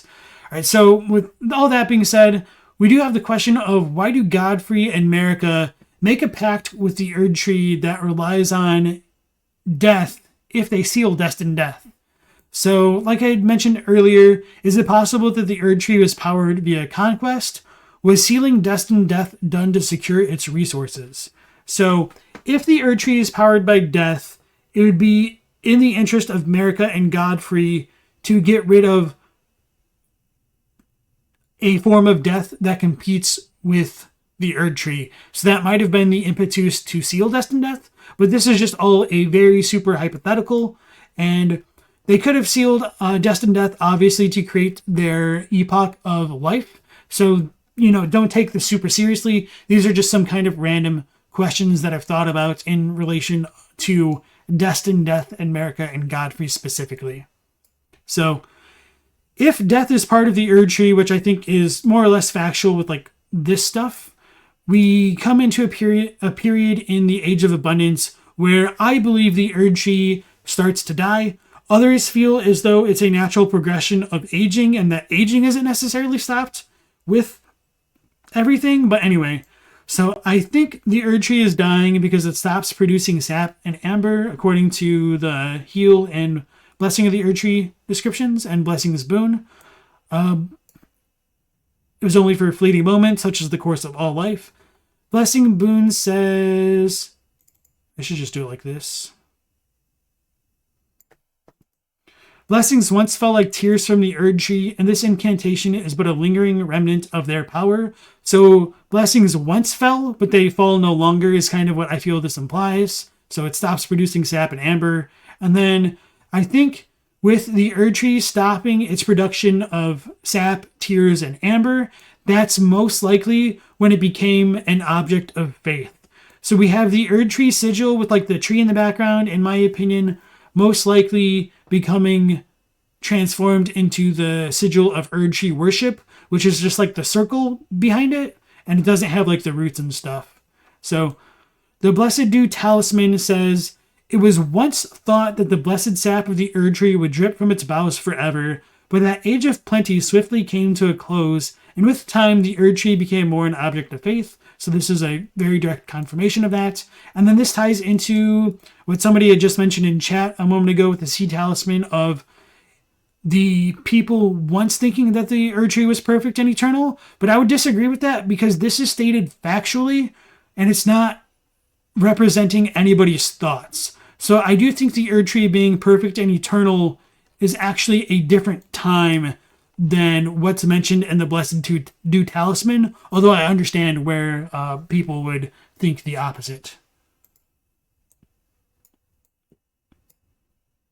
All right. So was the ancient Erdtree sigil changed to one of Erdtree worship after this period?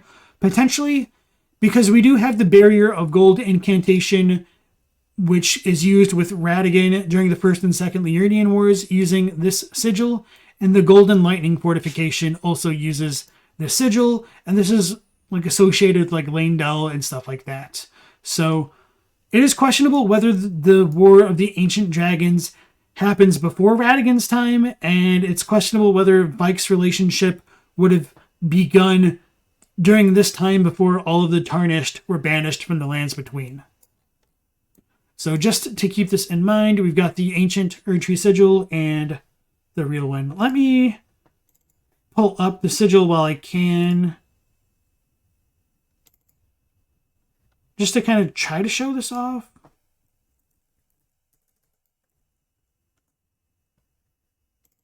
Oh, I don't think this is going to show it super well. No, you only get that. Okay.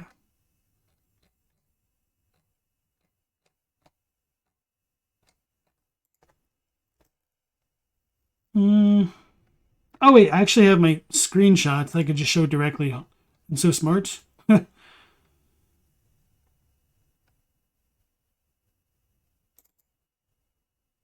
right, so Elden Stars has the ancient Erdtree sigil here. Maybe this is like the most ancient one. Is this the similar one to... No, I guess it's like missing the roots down here. And so it doesn't exactly match the ones that appear on the Omen Shackles. But anyway, that's the ancient Erdtree sigil, and Wrath of Gold is the what I call like the modern Erdtree worship sigil. So it doesn't have like the tree behind it, but it still like shows the Elden Ring, and this is kind of like a symbolic Erdtree rather than a more like literal version of it. So let's pull this back up, and let me hydrate again real quick.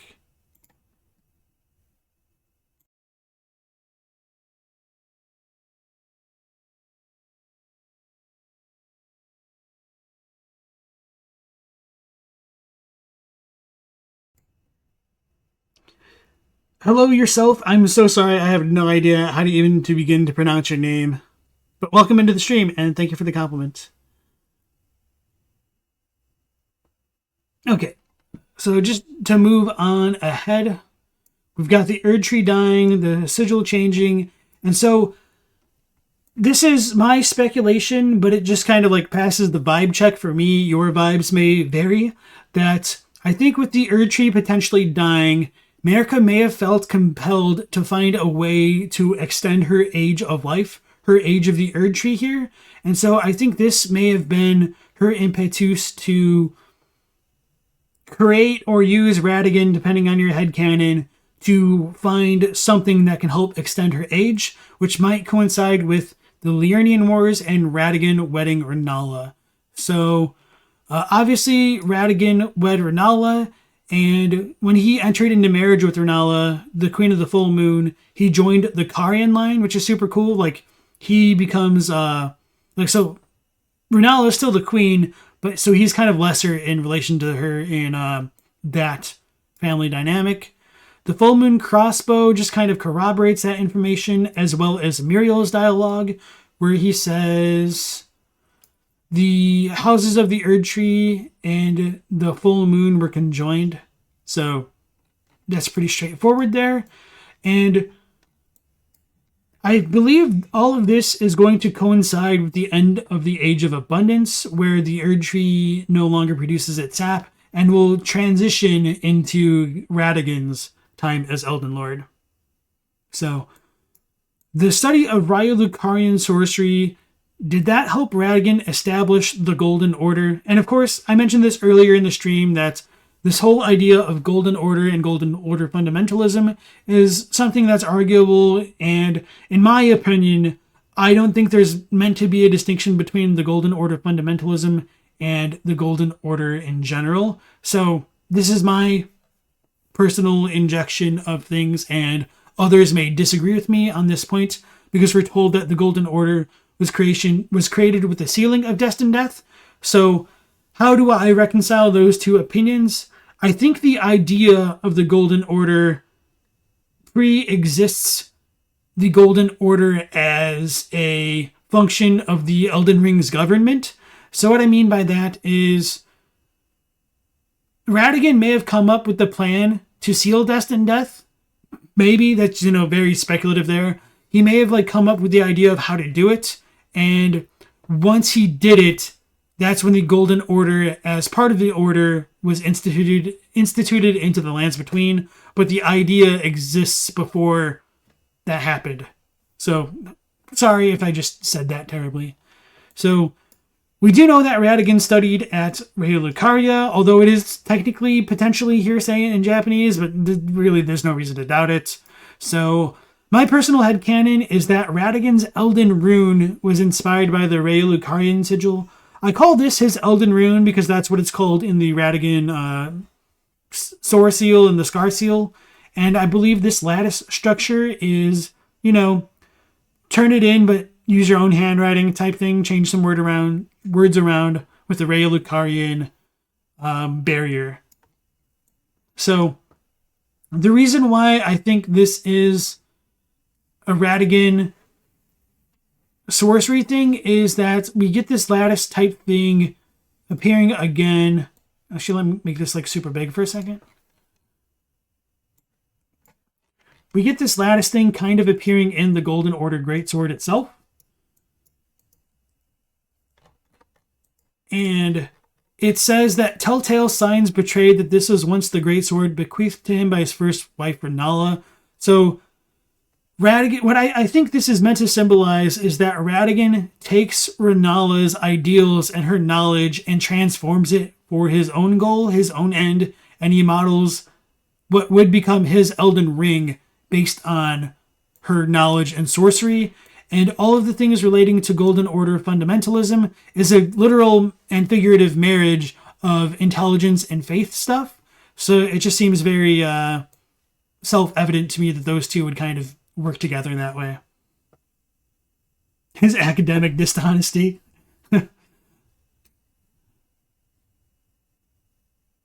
You love the idea that Radagon's mission started as a way to prolong the age of the Erdtree. Cool, okay. Alright, guys, thanks for joining in. You take care.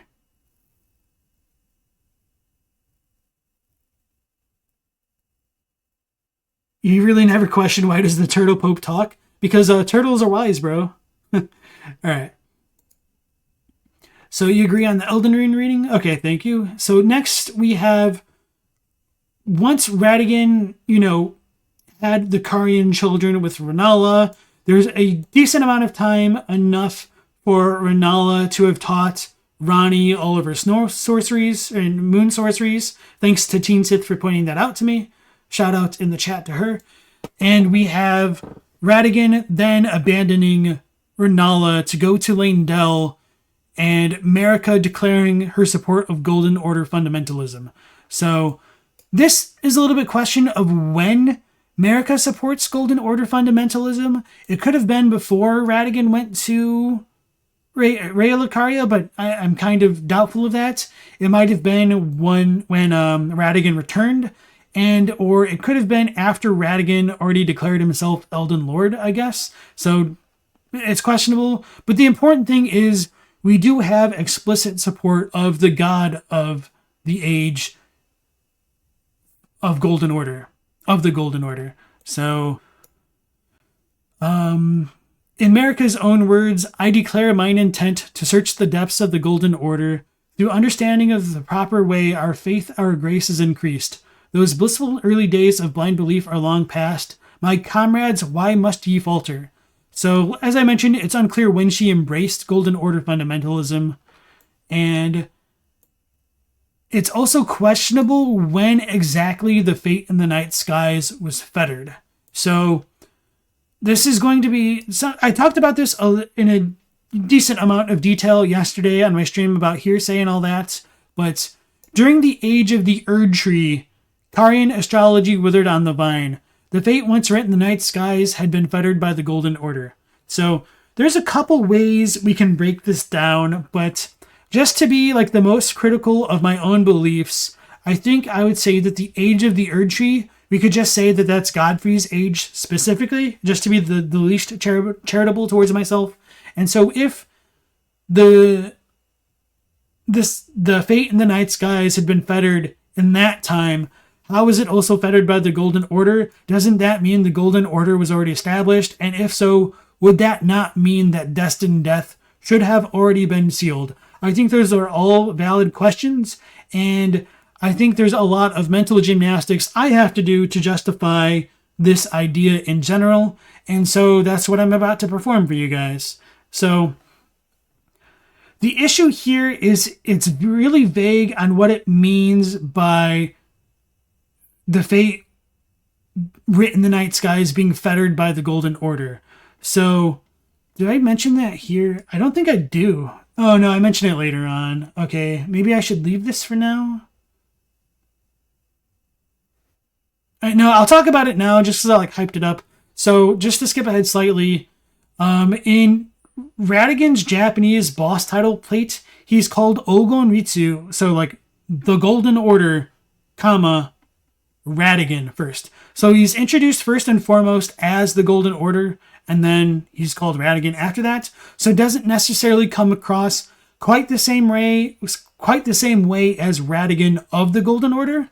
So is his boss plate saying that Radagon himself embodies the Golden Order? I do think that is a potential reading.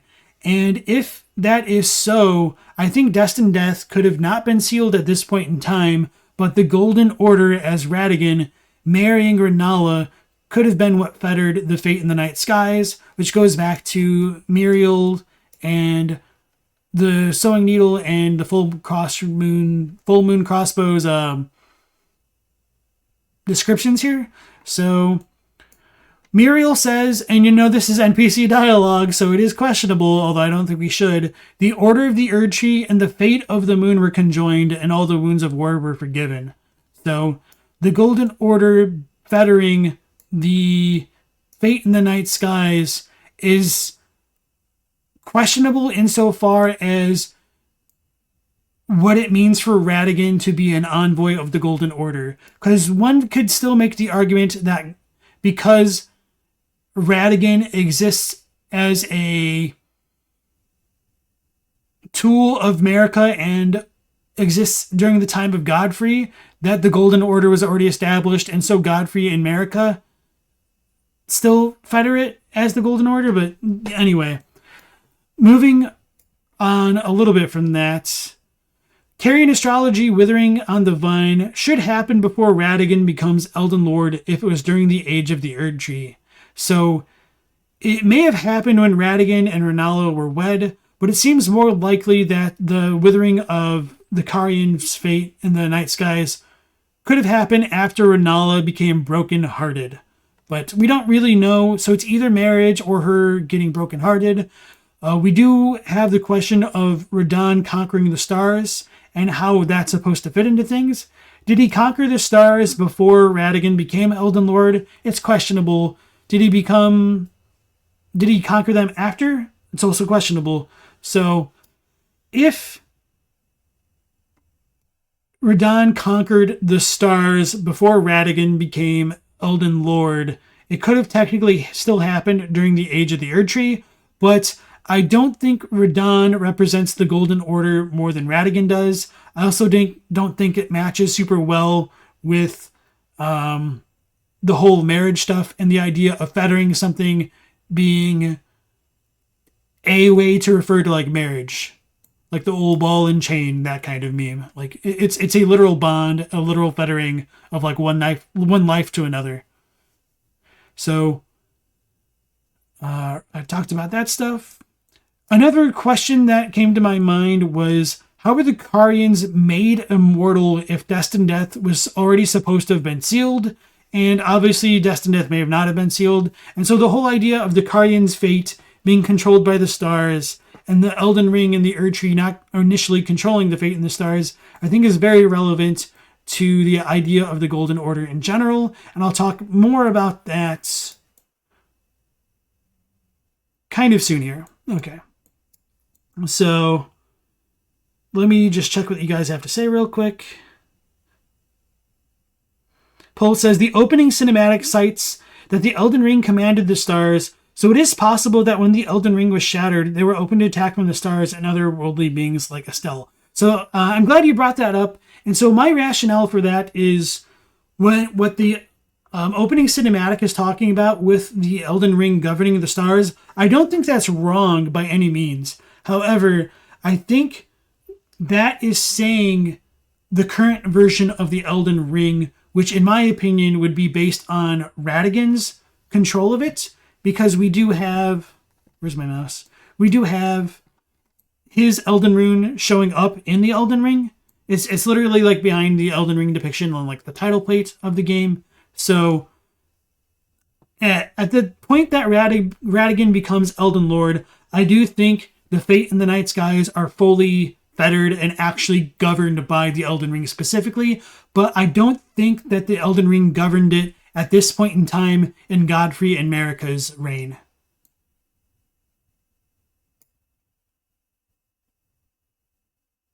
Actually, Teenseth, that's a good question. I would need to double check the fettering thing. Remind me to do that after the stream, if you don't mind. Thank you, Zyveltius. Welcome into the stream, by the way.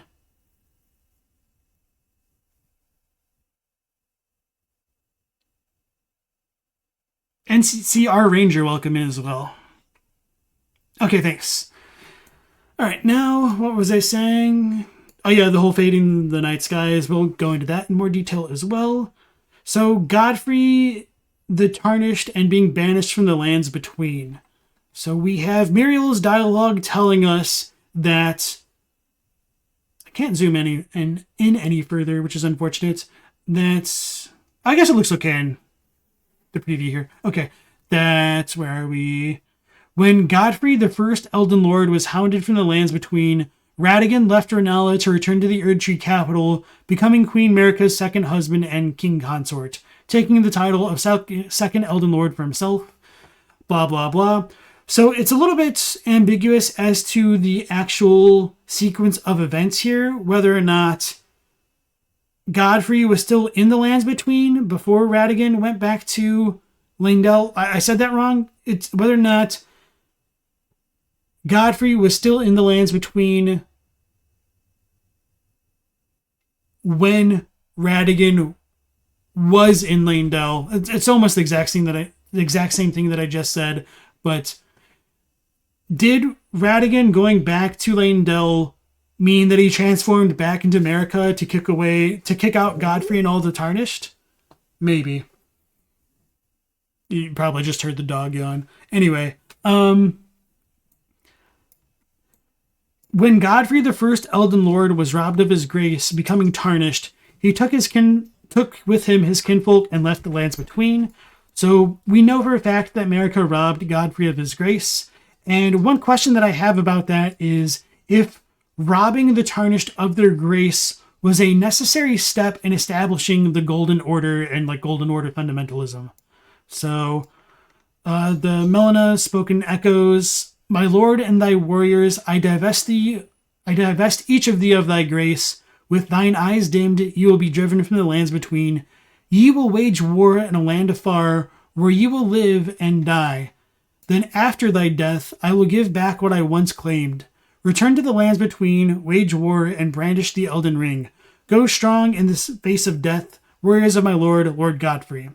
So, like I said, I don't know if his study of sorcery was necessary for Marika to be able to drain all of their grace, but I do think there is a lot of incidental overlaps between Raya-Lucarian sorcery, lunar magic, and draining things of gold or their color. So what I mean by that is the moon can drain the sun of color in the Eclipse Sun Great Shield's description, similarly to how the Tarnished are described as being drained of grace. And that's a little not intuitive in the English side of things, but I think it's a little bit clearer in the Japanese. Maybe I'm misremembering, but I'm pretty sure it's a little bit more substantial there. But for the actual item description itself, the eclipsed sun, drained of color, is the protective star of soulless demigods. It aids the Mausoleum Knights by keeping Destined Death at bay. So, of course, if Marika giveth grace, why can't she taketh away? Is a fair question, a rhetorical one. So, one question that I have about this whole idea in general is if the moon drains the sun, protects their Mausoleum Knights from Destined Death, does Marika robbing the Tarnished of grace protect them from Destined Death? Is that what the whole idea is supposed to be? I mentioned this a little bit in the Discord like this past week or so, or maybe I mentioned it briefly on the stream yesterday as well. Maybe I didn't. No, I did, because there's like the rolled. Or maybe I didn't. No, I didn't go into detail about it. I thought about it, but I didn't talk about it. So we have the finger reader crone in the lift of rolled area, which says if you burn the Erdtree, it will unleash Destined Death itself, I think. Or maybe she says she... Let me look it up real quick. Oh, where are we at?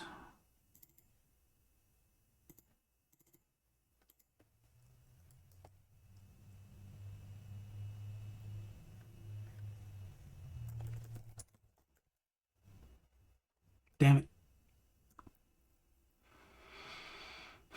I don't want to like search Destined Death because it's going to take a long time to find it. Actually, do I have footage of this? This might be faster. Apologies for the delay, everybody.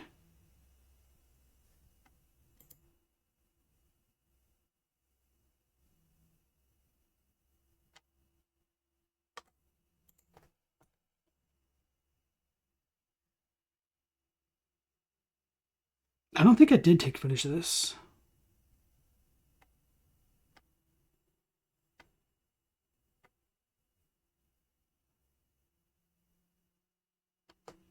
Is this it? No. Okay. Okay, I don't think I have footage of it, but the... Oh, I could search a cardinal sin. That'll help.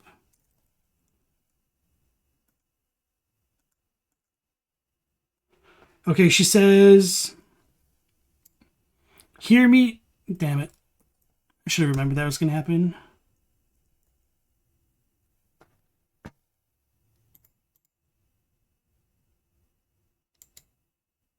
Hear me, the burning of the Erdtree is the first cardinal sin. Doing so will unbind Destined Death and slay the world itself.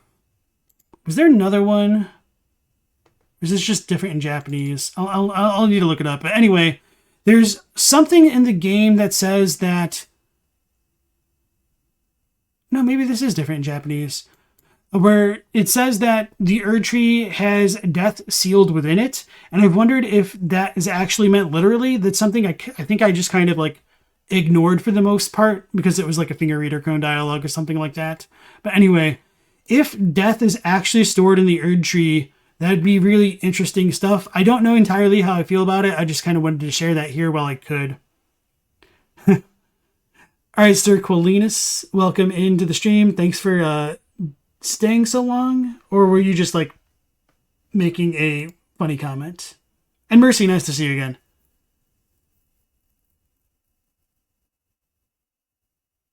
No, I don't intend to go over the Helfin today, unfortunately, but I do want to watch Crunchy's Helfin video soon on stream and react to that. Just because like a lot of my thoughts are a little bit like nebulous, where they're just like, "Huh, what if?" But they're not like really super grounded. Okay.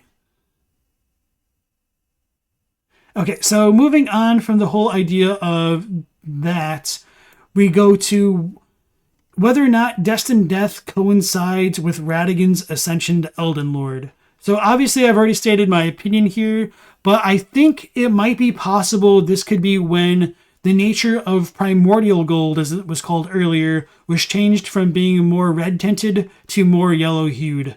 So this could be a potential natural byproduct of the Erdtree's sap and blessings fading away. So, hypothetical, it's arguable.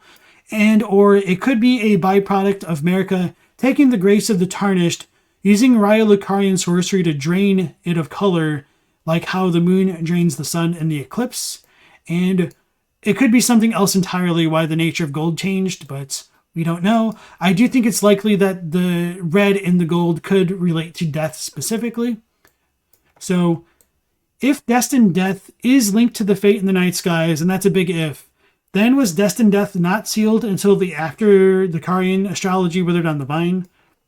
And then, going along with that, is if Melina is linked to Destined Death, and if she was born at the foot of the Erdtree, Was the Erdtree around when Destined Death still existed? So obviously this is very contingent upon, how you feel about Melina and or her relation to Death and the Glow-Eyed Queen. So this, you might disagree with the premises of this question, and if so, you can just kind of ignore everything that follows it. And either way, it might still be possible that Melina could have been born simultaneously at the foot of the Erdtree with the sealing of Destined Death and the birth of the Erdtree, but we don't really know that. And then if that's the case, I do wonder when Melina was burned, but I feel like this is just kind of an interesting question. No matter your take on Destined Death and everything like that, I don't have a good answer, but, just bringing this up as something to consider, more food for thought. And then again, if Destined Death was linked to the rise of Radagon, it does call into question how Marika and Maliketh fit into things, which I don't have a good answer because we're not given one. So I just tend to not try to answer those super open-ended questions because there's not enough textual evidence, I feel, to support or deny anything that I can come up with here. So I'll just leave that open-ended. My apologies if you wanted something more substantial there. So to tie into this next thing of Destined Death being removed with Radagon's ascension, it goes back to the idea of Radagon becoming Elden Lord and whether or not Radagon is the Golden Order. So we're told that the Golden Order was created by confining Destined Death in Aenea's dialogue, as well as the Mending Rune of the Death Prince. And when Radagon becomes Elden Lord, I believe he integrates his rune into the Elden Ring. And this is contentious perhaps, but I think this is most likely when causality and regression were integrated into the order itself, because they're like the tenets of the Golden Order, essentially. And I think this is when we get the marriage of intelligence and faith into the order with fundamentalism.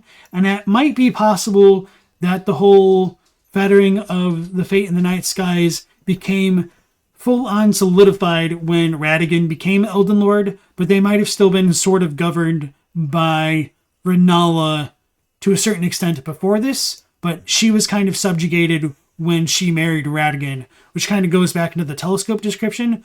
So it might only give us half of the story, but not the full thing. And of course, that's also the least charitable interpretation of the telescope. You might be able to argue that the age of the Erdtree exists as a combined period of Godfrey's Erdtree, Crucible Erdtree, and Radagon's Golden Order Gold Erdtree. Which I don't think the Godfrey Erdtree wasn't gold. I'm just trying to differentiate them. So, right. In my opinion, integrating Radagon's rune into the Elden Ring should change the order itself. And one question that comes along with that is, why would Radagon ascend to the position of Elden Lord if there was no need to alter the order beforehand? Obviously, this is kind of a leading question, so what I'm trying to get at here is, I think there must have been a reason that Radagon became Elden Lord, and I think that reason was that Marika felt the need to alter the order. And in my head, it makes the most sense that her Erdtree was dying, she panicked, and wanted something to keep the age going on indefinitely, kind of similar to how Gwyn linked the first flame in Dark Souls. So, I don't know how you guys all feel about that. I can understand how it could come across as a bummer that they're just kind of repeating the same story beats between the games, but I don't necessarily think that's kind of what they're getting at, but nonetheless, just that's kind of how I feel things fit together between Godfrey's age of the Erdtree and Radagon's coming age of the Erdtree with Marika and everything. So, with Radagon becoming Elden Lord, I think he actually made the Erdtree perfect. So, part of this ties into the Radagon icon where Radagon aims to be complete, which is perfect here in the Japanese. So the Erdtree was made perfect and eternal. And so does he seek to make the Erdtree perfect as well? I think it's possible. For what it's worth, and this is contentious because it's Corrin and Corrin is Corrin, that Corrin says that the Erdtree is the culmination of perfection, and it's burning before their very eyes. So even though Korn thinks the Erdtree itself is the culmination of perfection, Goldmask doubts the holism, which is the perfection, the kanzenness of the Golden Order. So this raises the question of, was the Erdtree and Golden Order then never perfect if Goldmask doubts the perfection of it? It's a little bit complicated, and I think I talk about that next, or maybe... No, I talk about it further on, I think. So, the issue here... I might jump around a bit. Anyway, the issue here is that I do think, to a certain extent, Radagon is successful in perfecting the Erdtree and the Golden Order, because we're told kind of about that in the Seed Talisman description over here. Where'd it go? Way over here. The Erdtree was once perfect and eternal. So this is a very loaded thing, because we essentially have 3 periods of the Erdtree worth considering. We have the Erdtree, which is the Crucible in Godfrey's time. We have the Erdtree of the Golden Order fundamentalists in Radagon's time. And then we sort of still have the Erdtree post-shattering, when I would say it's not perfect and eternal anymore. So with Godfrey's Erdtree being fleeting in nature, like quote-unquote all life, that shows to me that it wasn't perfect in the sense that I think this Seed Talisman description is getting at. And so I think Radagon does perfect it, and when Ranni initiates the Night of the Black Knives and kills Godwyn, and Godwyn infects the roots of the Great Tree with Deathroot, I believe that would have been the time Marika felt driven to the brink, and so she felt forced to shatter the Elden Ring, because her idea of order differed from what Radagon's idea was. And so she was casting away his order in favor of order being remade anew. But to tie that into Goldmask's quest here with his perfect mending rune of the mending rune of perfect order, or whatever it is, it's the issue with the imperfection of the Golden Order, in my opinion, isn't the Golden Order itself. It's the god of the Golden Order, whose fickle nature shattered the Golden Order's Elden Ring and its perfection. So the Golden Order is perfect, but its god is imperfect, and it shattered the Elden Ring, therefore shattering the holism, aka the perfection of the Golden Order. So kind of a lot of mental gymnastics to work through that, but I think we make it through all the hoops kind of cleanly there, if that makes sense. So hopefully you guys enjoyed that. Let me hydrate again and catch up with the chat a little bit.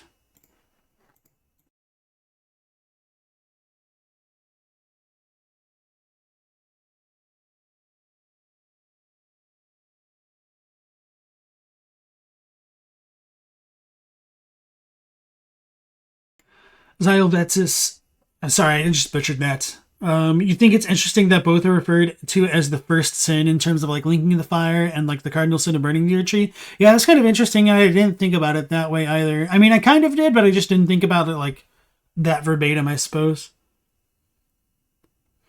Do I think the Glomide Queen was Placidus Axe's god that was fled, maybe by Marika? That's a good question. I think it's very contentious, but my answer would most likely be no, because in my interpretation of events here, if Destined Death isn't sealed now, in Godfrey's time, that would mean the Glomide Queen was still around after Placidus Axe's reign.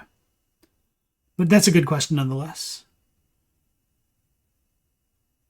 Nothing to add, just impressed at how I'm able to keep track of all this nuanced lore. It's filing cabinets upon filing cabinets in my brain. It's like the SpongeBob meme, where I've forgotten everything else but fine dining and... or I've forgotten everything else but lore and breathing.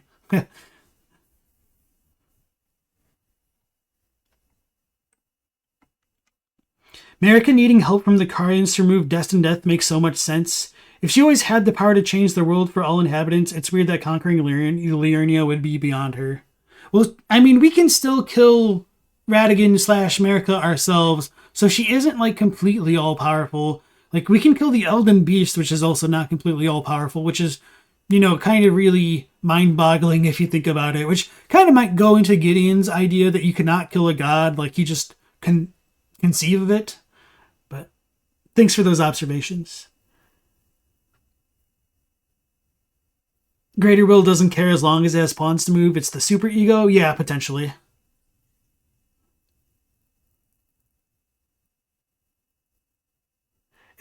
Sterquilinus says it's the fickleness of the gods, plural, no better than men. That is the fly in the ointment. Okay, yeah, that's the quote. Do I think Ranni having Godwyn killed first was coincidental, or was there something else going on there? In your opinion, Ranni was supposed to marry Godwyn. That's an interesting thought that never occurred to me, but it's kind of hard to say because there's just so many ways you could headcanon the interaction going down. I think it's possible you could say Ranni's initial goal was to discard her own corporeal flesh so that way she could be freed of the Two Fingers' control.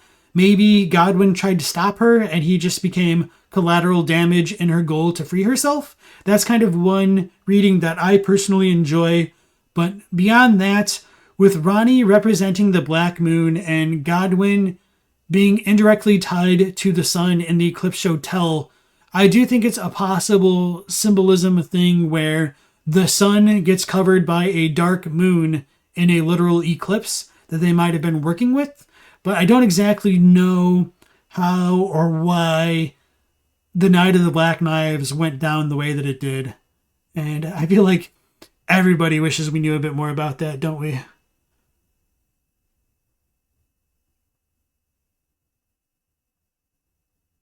Thoughts on the giant rune of the moon? Do I think it's Ranni's rune? I have no thoughts about that, Killer King.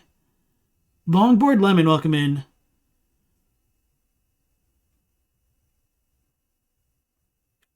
Do you think the Godwyn death thing is his own, comes from the rune of death fragment, or an influence from the outer god?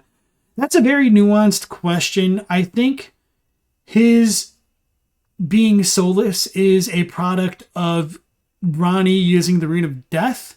So he got by the rune of death, and then after that fact, the rune of death sprouted in his body as death root, which is just really crazy to think about.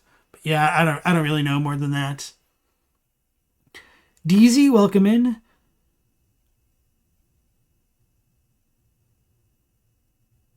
Fear and hunger. A god is a concept of how you kill a concept. Oh, okay, that's an interesting thought. In Elden Ring, it would be how do you kill the very form of order? The Elden Beast is merely a slither of the greater will. Yeah. So I like the idea of the god representing a concept of an idea rather than like its own thing, perhaps. It's an interesting thought there. All right, so like I was saying, I think with Radagon and his ascension to Elden Lord, he makes the Erdtree perfect. And so then that goes into this question of whether or not life is made quote-unquote perfect. So, as I mentioned earlier, was the fleeting nature of life in the Erdtree sealed with Radagon's ascension to Elden Lord? Was the gold tinge... Okay, so let me just rephrase this so it doesn't sound so hackneyed. So, was the fleeting nature of life in the Erdtree sealed? In my opinion, gold-tinged excrement implies that there's a kind of stasis going on in the lands between, which I don't think was going on in the time of Godfrey, because we have the Age of Abundance coming to an end, the Erdtree being like all life, but gold-tinged excrement says it's a highly stable substance. It doesn't dry out, nor does it lose its customary warmth or scent. For better or worse, or for worse... Okay, I just didn't realize there's another 4 there. For better or for worse, it remains as it is. So I think golden poop is what I would say the second most important lore item in the game. A literal pile of crap being that important because it represents that the Golden Order is in a kind of stasis or flux.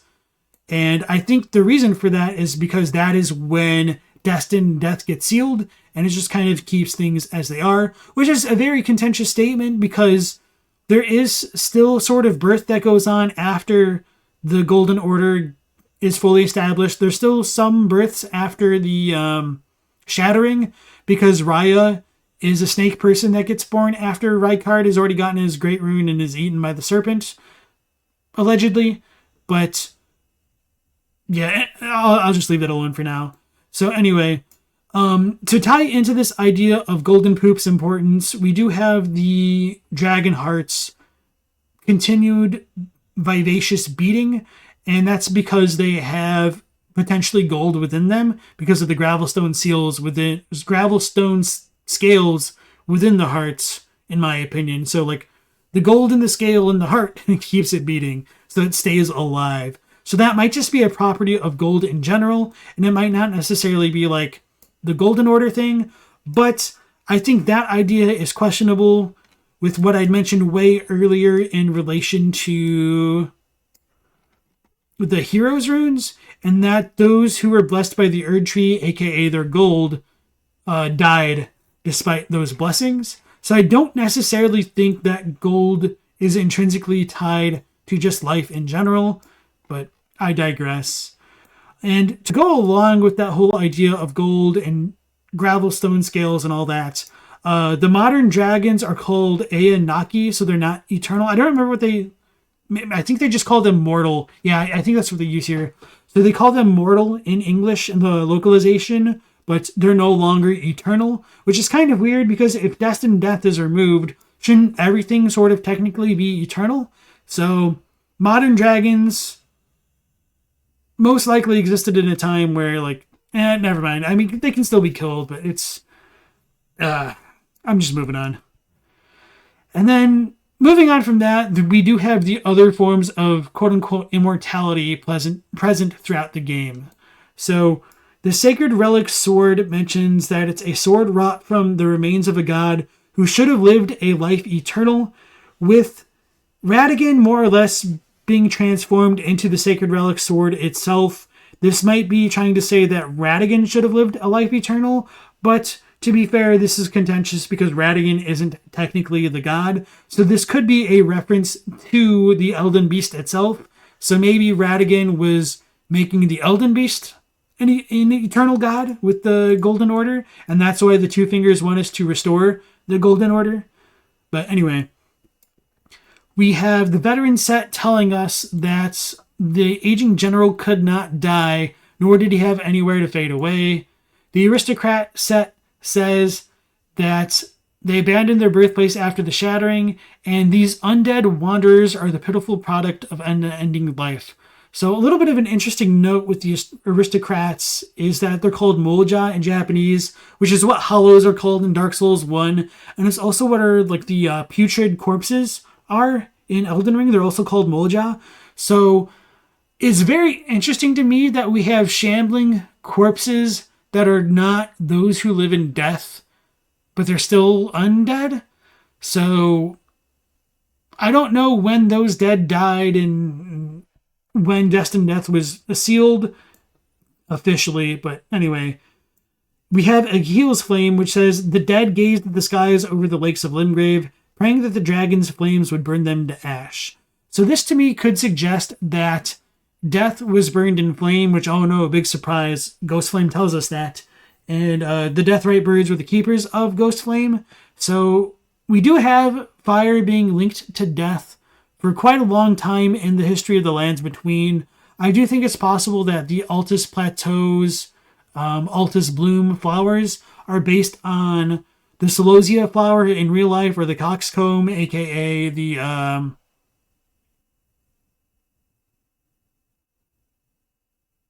I forgot what it's called. Anyway, I named two other names for it. We're all good. And Celosia in Greek could mean like burn or burning, something along those lines. So there's a lot of ties between fire and death in Elden Ring, which I'm sure you guys are pretty much all aware of, with like the Black Flame, Ghost Flame, Death Birds, Spirit Ashes. Like, how do you get ashes? You burn something. Ash unreturned to the Erdtree, and we'll talk about those a bit more later on.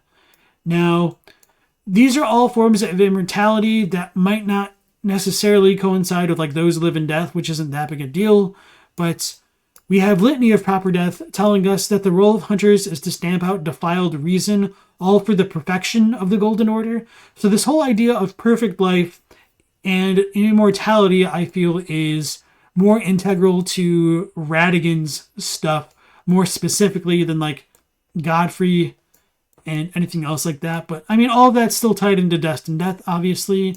But the important thing is like the idea of perfection relating to that, I feel, which I think is the Golden Order thing. And that's more of a Radagon thing, I guess. So hopefully that kind of clarifies what I was like fumbling around a moment ago. So the Litany of Proper Death could imply that the Golden Order isn't perfect. And I talked about this with the Gold Mask stuff a moment ago. I do believe that the Golden Order was technically perfect, but Mariko's the issue. So what I mean by that is those who live in death aren't necessarily against the principles of the Golden Order, despite what like Roger says. And I think Gold Mask and his ideology goes along with this, because Order Healing says, "The noble Gold Mask lamented what had become of the hunters. How easy it is for learning and learnedness to be reduced to the ravings of fanatics. All the good and the great wanted, in their foolishness, was an absolute evil to contend with. Does such a notion exist in the fundamentals of order?" So fundamental order, Golden Order, I think that's supposed to be tied together. So Gold Mask, I believe, would not think that those who live in death actually go against the Golden Order by the virtue of them existing in the Golden Order. Like, they're not inherently destroyed, so they needed like countermeasures with Litany of Proper Death to destroy them. So what this means is if Marika stayed the course, everything still would have been, technically perfect. But since she did not stay the course, she is a fickle god who is no better than men. So according to his mending rune, the current imperfection of the Golden Order or instability of ideology can be blamed upon the fickleness of the gods no better than men. That is the fly in the ointment. So we talked about that. And then I already talked about the Sacred Relic Sword. Okay. So that goes along with the whole idea of the rise of the Golden Order in Radagon, making the Erdtree perfect, making life perfect, and how that ties into Destined Death. So after Radagon becomes Elden Lord, there is a period of time that's unspecified that elapses, and then eventually we get Miquella and Malenia. And before going into that, or no, maybe I will just because it's short, we run into the issue of life kind of running amok. And now what I mean by that is it's questionable whether or not Miquella and Malenia might represent the ideals of Radagon's order, perhaps in a similar way to how Mohg and Morgott might represent Godfrey's Erdtree. So what I mean by that is, if the Erdtree is blending all life together and mixing it into everything, then you get like these chimeric amalgamations of the Omen and the Misbegotten in Mohg and Morgott. So if that idea gets applied to the Golden Order in a similar fashion, do Miquella and Malenia represent this idea of unending or like let's say boundless life? I think that's a better way to phrase it, because Miquella is granted eternal youth in a sense, and he's cursed to never fully develop, so he has boundless youth, whereas Malenia is granted eternal or boundless growth, which is kind of a curse because her boundless growth is essentially a cancer upon the world. So my question is, why do these become problematic only after Radagon and Marika's union?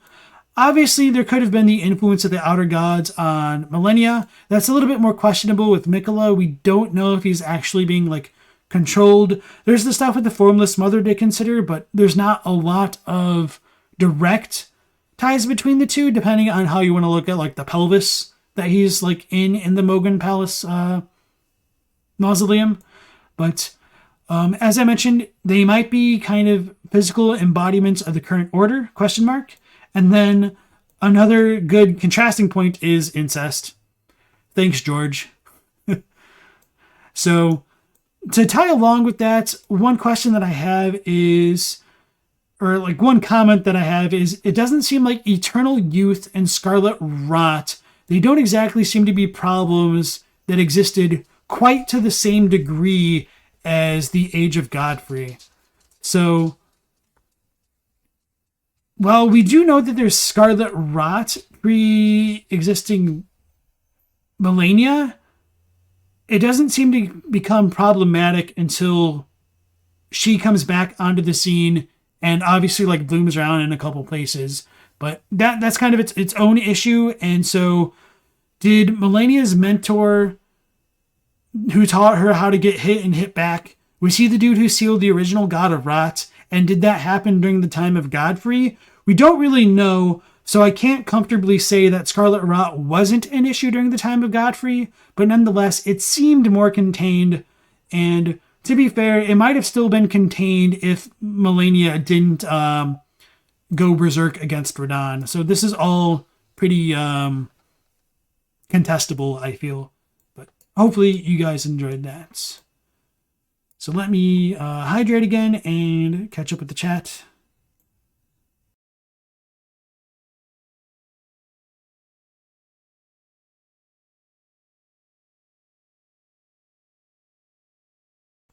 Killer King said they were blinking, but when did the omen begin again? Were the omen like a stagnation like effect coming from the tempered with death circle? So my opinion, and this is arguable, is that the omen most likely came into being coinciding with the rise of the Erdtree, which I would say is the Crucible.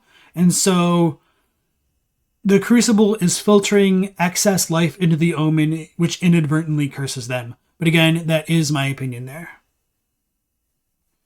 So you said that over there. Do I think gold-tinged excrement remains warm because it's still alive? Potentially. Yeah, so I think Scarlet Rot is essentially Scarlet Rot because there's no more death to contain it. So like, what is decay? Decay is life. That's literally what decay is. It's microorganisms consuming things. So we do have, where is this? Poison Mist Armament telling us that those who dwell within poison know rot all too well. The death that begets life, that comes to all equally. That is to say, it is the cycle of rebirth put into practice. Well, what would happen if you took the death component out of the beginning of life? Life would just keep proliferating, which is why I think it becomes more of an issue in Radagon's timeline with Malenia than not, if that makes sense. But again, Scarlet Rot did exist, but I don't think it was like boundless like it is now. I guess I should have like phrased it that way.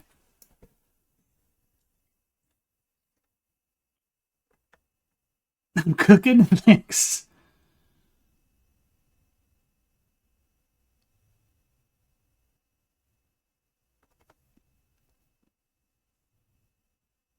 Methoda says, you think the aristocrats are less than alive, but not able to die in the current state of the world? Essentially, immortality has turned them to hollows, but a separate idea than those who live in death. So I think there's like kind of two things going on where there might not be any more like natural deaths as a consequence of the removal of Destined Death. And then because of the Golden Order's principles, what's her face? Roderica tells us that the spirit exists as immortal essence under the Golden Order. So spirits become immortal because of the Golden Order. Does that mean spirits were not immortal beforehand? I think that's a very plausible reading. And I've wondered whether or not the Flame of Ruin was able to burn gold or the spirit, and whether or not the whole like Destined Death's full power and the power of Black Flame would have been to burn the soul as well as the body, the spirit in the body, to create full death. But I don't really know about that. That's just kind of my conjecture. Sorry, I'm starting to get distracted. The dog is trying to climb on me because he wants attention. All right, Teen Sith, you take care with your job or something. You have a good night. Killer King asks, "You're sorry if I went over this, but is the dialogue from EG about Ronnie following the path of the Empyrean after she shed her Empyrean flesh a mistranslation?" I don't think so. I don't exactly remember off the top of my head, though. But I'm inclined to say no because those kind of issues kind of like stand out to me. And I tend to remember them, but I might just be not remembering. You sort of took it for granted that rot was an issue that far back, but you have nothing to base that on, really? Okay. Scowly Easy asks, "Could Marika use the Rune of the Unborn to rebirth people? Most of the curses are pretty serious, but at least try it out." Yeah, the Rune of Birth is really... Rebirth is, like, really weird because Radagon had it, and, how would he have had it? Was it never really part of the Elden Ring to begin with? Did Marika alter the Elden Ring before Godfrey left? It's just a mess. Ponyboy says, "Basically, without the death of things..." Damn it.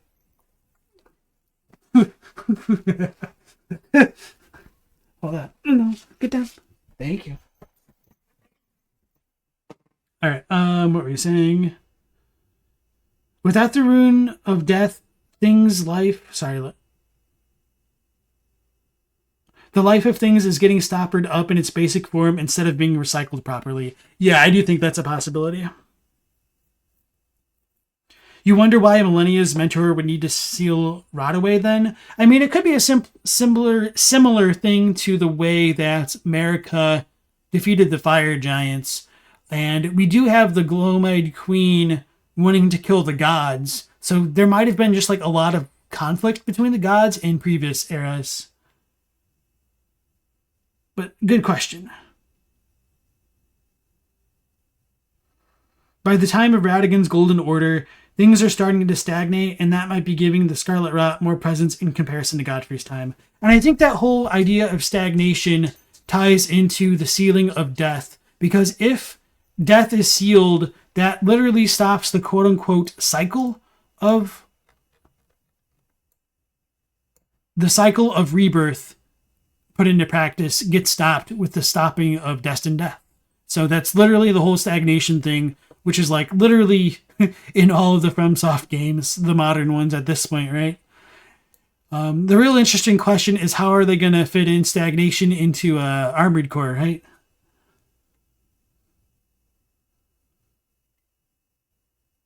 Gary says that even the demigods had the trouble with the rots. Yeah.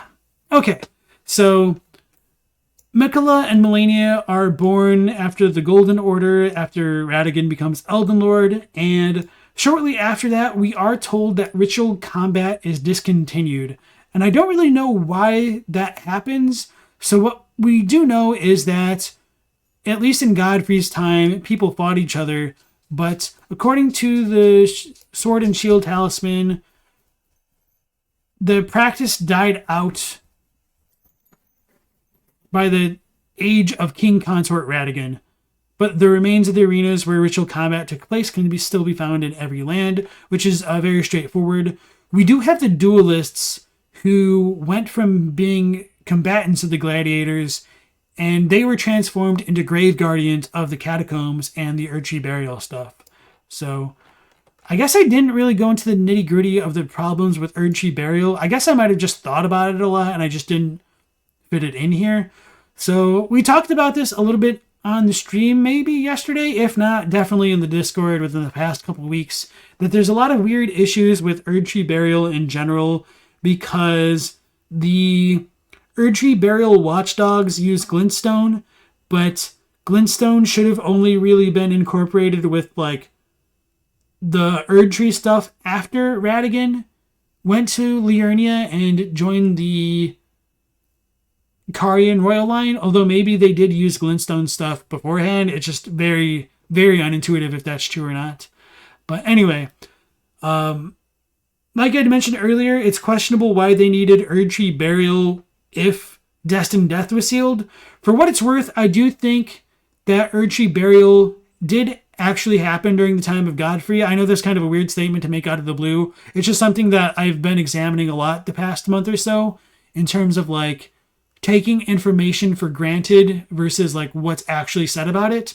So it's never definitively stated when Erdtree burial began and how it started. So Erdtree burial could have come from the age before the Erdtree. We don't technically know. But we do have the Light of Rosis, the little statue dudes that will shine lights in the catacombs that will make the shades turn into physical things. They have the sigil of the modern Erdtree worship as opposed to the ancient Erdtree. So Erdtree burial might be a more recent phenomenon, but one thought that I had about the gladiators specifically is that it said that they bore like bronze snakes on their arms and whatnot to represent enemies against the Erdtree. And for a long time, I wondered why snakes were seen as traitors to the Erdtree. And my thought process is because snakes are quote unquote greedy in like all of FromSoft games, because they devour their prey whole, it might be that devouring something completely would circumvent the cycle of Erdtree burial and rebirth. So that might have been why snakes were disdained by the followers of the Erdtree. Which, you know, that's just my headcanon there. And we don't really know why snakes were hated other than they were.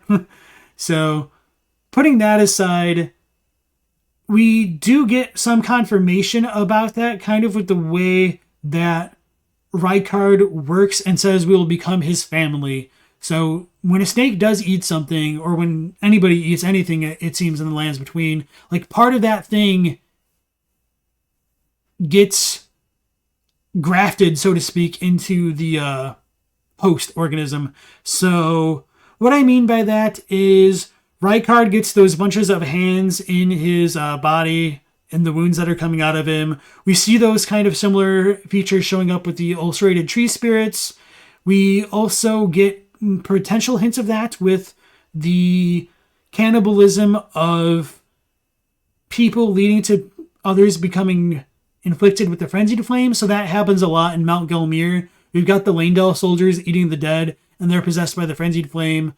Potentially, the nomadic merchants may have eaten themselves down there, or eaten each other because they had nothing else to eat. And that might have gone into the summoning of the Frenzied Flame, although you don't believe that. That's just kind of a thought line. But beyond that, one more direct reason to believe that would be Edgar eats the raw dumplings, most likely from killing like the Mistbegon and or people he held responsible for killing Arena. And then he goes mad.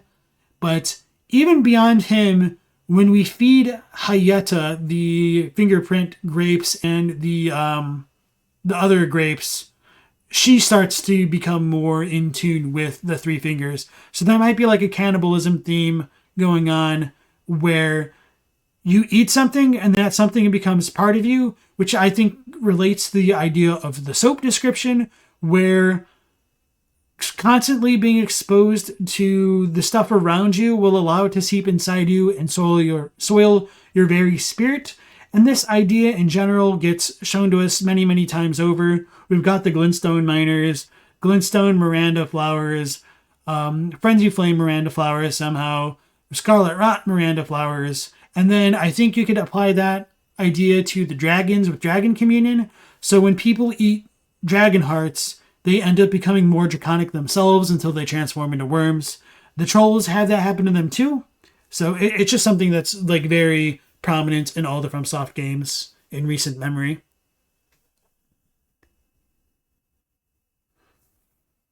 Killer King says, you think bodies literally can't decompose, or at least the bones, once the skeletons, without death, so they need to be physically returned to the Erdtree's roots.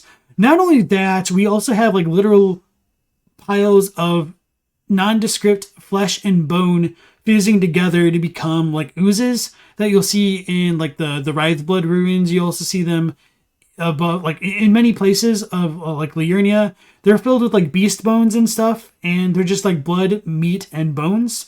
And I potentially think that's what the jar men are made out of. Like they're made out of guts, and they kind of reanimate into their own beings, right? But there was cut content where it says like the Jarmen were the byproduct of research into eternal life, which also questions like, why do you need eternal life if Destined Death is sealed, right? So cut content might be cut for a reason, but who knows? Hey Siri, welcome back. You feel like you're getting a Zoom college lecture. You love it? Nice. The snake got bigger, you know, their jaws can unhinge and that's how it gets bigger. But no, more realistically, once it ate Rykard, it might have also eaten the shard of the Elden Ring that Rykard had. So it got infused with Elden Ring power and got big.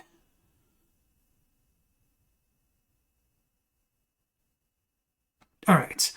So with Radagon's rise, I think eventually the faith in the Erdtree got replaced with Golden Order fundamentalism.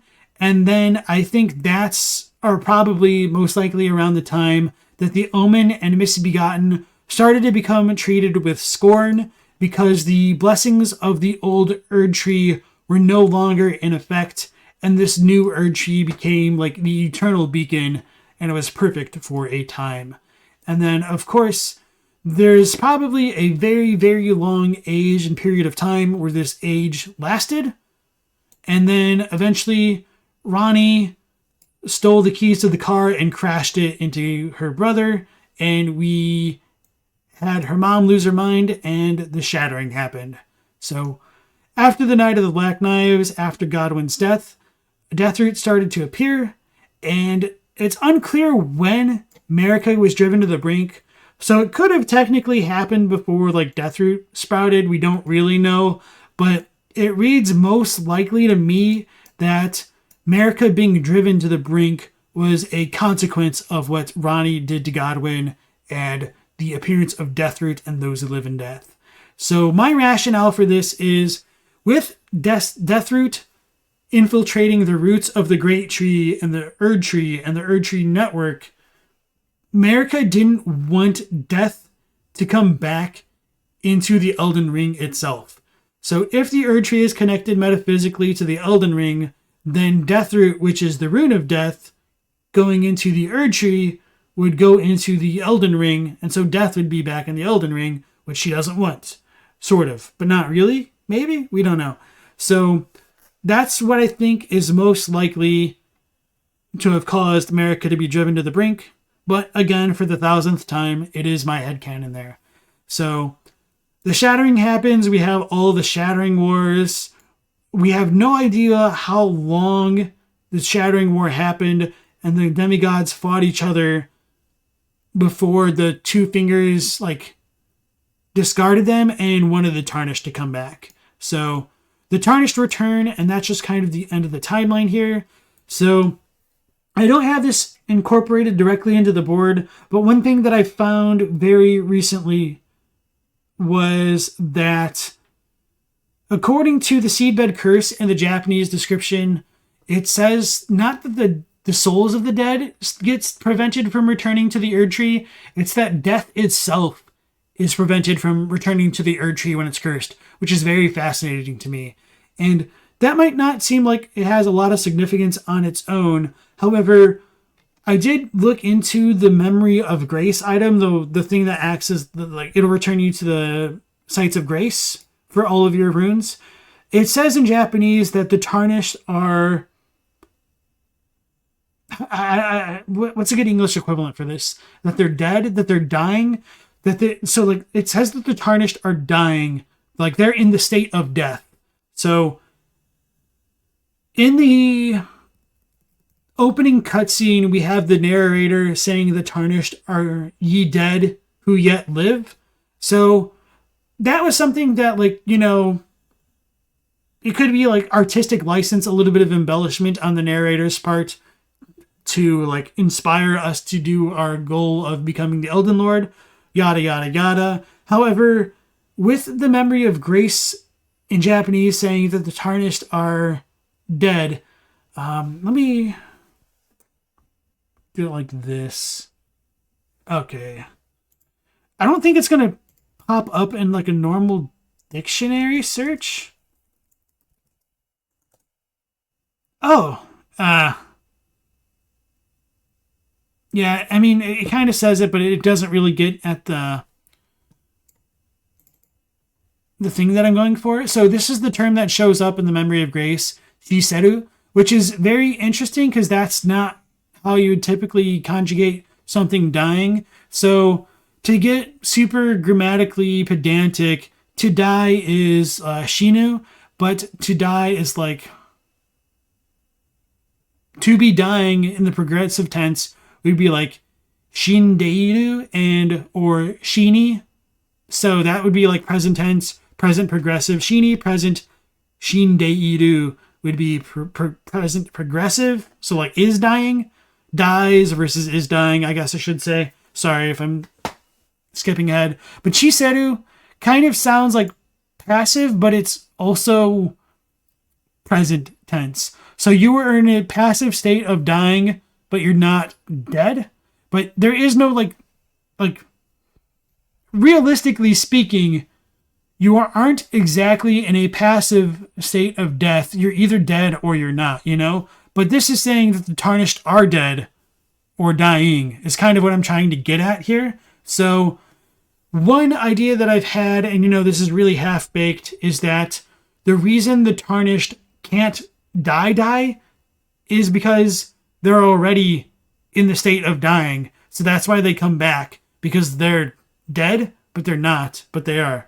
So I know that's very ambiguous and vague and doesn't make a ton of sense. So to give it in a more straightforward way, I think potentially any tarnished that still sees the guidance of grace is in a state of death.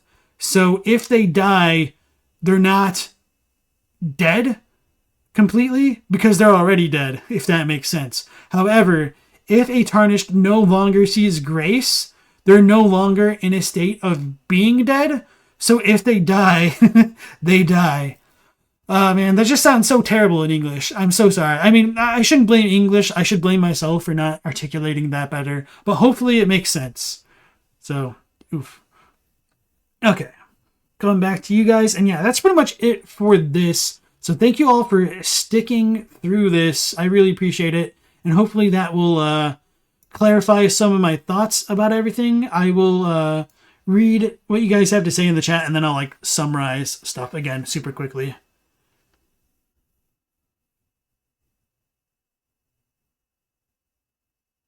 You still think Marika's behind it all? The Newman assassins, the questioning of the order, winning Hugh to make a god-slaying weapon? Yeah, maybe she didn't conspire with Ranni directly, though. I think there's definitely a lot to point to that direction, and there's also a lot of unresolved, unanswered questions, unfortunately.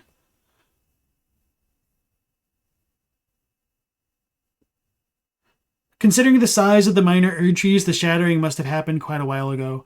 Oh yeah, I meant to bring this up, but so I think the minor Erdtrees probably weren't... They didn't come from golden seeds. I do think it's most likely that the minor Erdtrees sprouted up during the time of Godfrey, because we have the ancient guardians, the minor Erdtree guardians, using the same kind of masks that appear on the flame guardians in the guardian garrison in the mountaintops of the giants. We also have the Erdtree avatars using the ancient Erdtree sigil, which obviously I do believe that the Erdtree avatars sprouted after the shattering. But I think one question to ask ourselves is, were the minor Erdtrees simultaneously born after the shattering, and did they also simultaneously sprout the Erdtree avatars at the same time? I don't think that really works. So I don't think the Erdtree during the time of Godfrey needed seeds, and so I think the minor Erdtrees are all part of that interconnected root system, which I mentioned way earlier at the beginning of the... Well, not the beginning of the stream, because I forgot to talk about it, but in the middle of the stream somewhere. So I think big Erdtree connected to the little Erdtrees, and they didn't get sprouted from seeds initially because people didn't think that they existed. But I also think it's possible they didn't think the seeds existed because that was the predominant belief during the time of Radagon's quote-unquote perfect Erdtree, where it had no need to make like offspring, perhaps. And I forgot to put that here, so thanks for bringing that up. Yeah, omae wa mou shindeiru, like our old Kenshiro quote, kinda. Nani?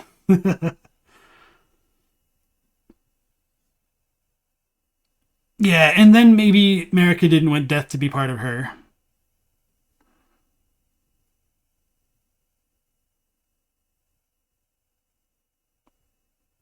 Being neither alive nor dead is amortal, which might apply here. So,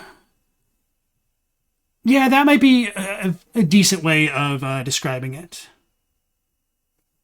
Dope interpretation of the tarnished immortality makes a lot of sense. Thank you. And also, welcome back to the stream.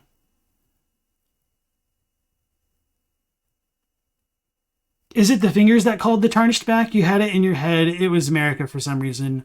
Well, we do know that the two fingers support us, so it is questionable. What I mean by, like, they rely on the tarnished's power because they say the greater will has abandoned the demigods because they suck. And so we're the kind of, like, you'll make do hollow equivalent for this game. And of course, does also really bother me that, like, Marika was big brain, mega minded enough to have the tarnished as a contingency plan. Like, did she plan all this out so long ago? It's just a really weird thing to consider that they will wage war in a land far away and then come back with Godfrey. I don't know. Hopefully we do get more on that in the DLC, like you guys are saying. Okay, so that's pretty much it for this thing. Just to give a very quick summary again, the Great Tree is the Erdtree. This is a fact, which I know a lot of people are disappointed about, but this doesn't necessarily mean that there wasn't a different kind of tree before the Erdtree, perhaps the Helfin or something else. We don't know, but the Great Tree doesn't exactly exist in Japanese, and it is a specific reference to the Erdtree. The Crucible is the Great Tree, which is the Erdtree that existed during the time of Godfrey, and I believe that the Crucible was created with Godfrey as a byproduct of it being the Erdtree, and that goes along with the Age of Abundance. And during this time, the Erdtree was affected by death, and it was like all other forms of life. And then when Radagon became Elden Lord, he may have used the power of Rayalukarian sorceries to truly fetter the fate in the night sky and use it to either drain the Tarnished of Grace or used it in some other way to seal Destined Death with Marika and Maliketh and Shadows and all that. And so after that, Radagon makes the Erdtree perfect. Life is made perfect to an extent, and I believe that means life was made boundless, which became a very problematic existence for beings like Mikola, perhaps, and Melania, with Scarlet Rot and Eternal Youth. And then after that, we have the Age of Radagon and the Golden Order, and Golden Order fundamentalism, before Ranni loses her mind and makes the shattering happen with the Knight of the Black Knives. So that's pretty much it for this stream. Thank you all so much for joining me. I very much appreciate it. Please help me out with all the algorithm stuff and like it, make comments, all the fun stuff. And if you do want to talk more lore, we do have the Discord pinned in the description and in the chat right now. And the link to this MIRO board is also in the video description.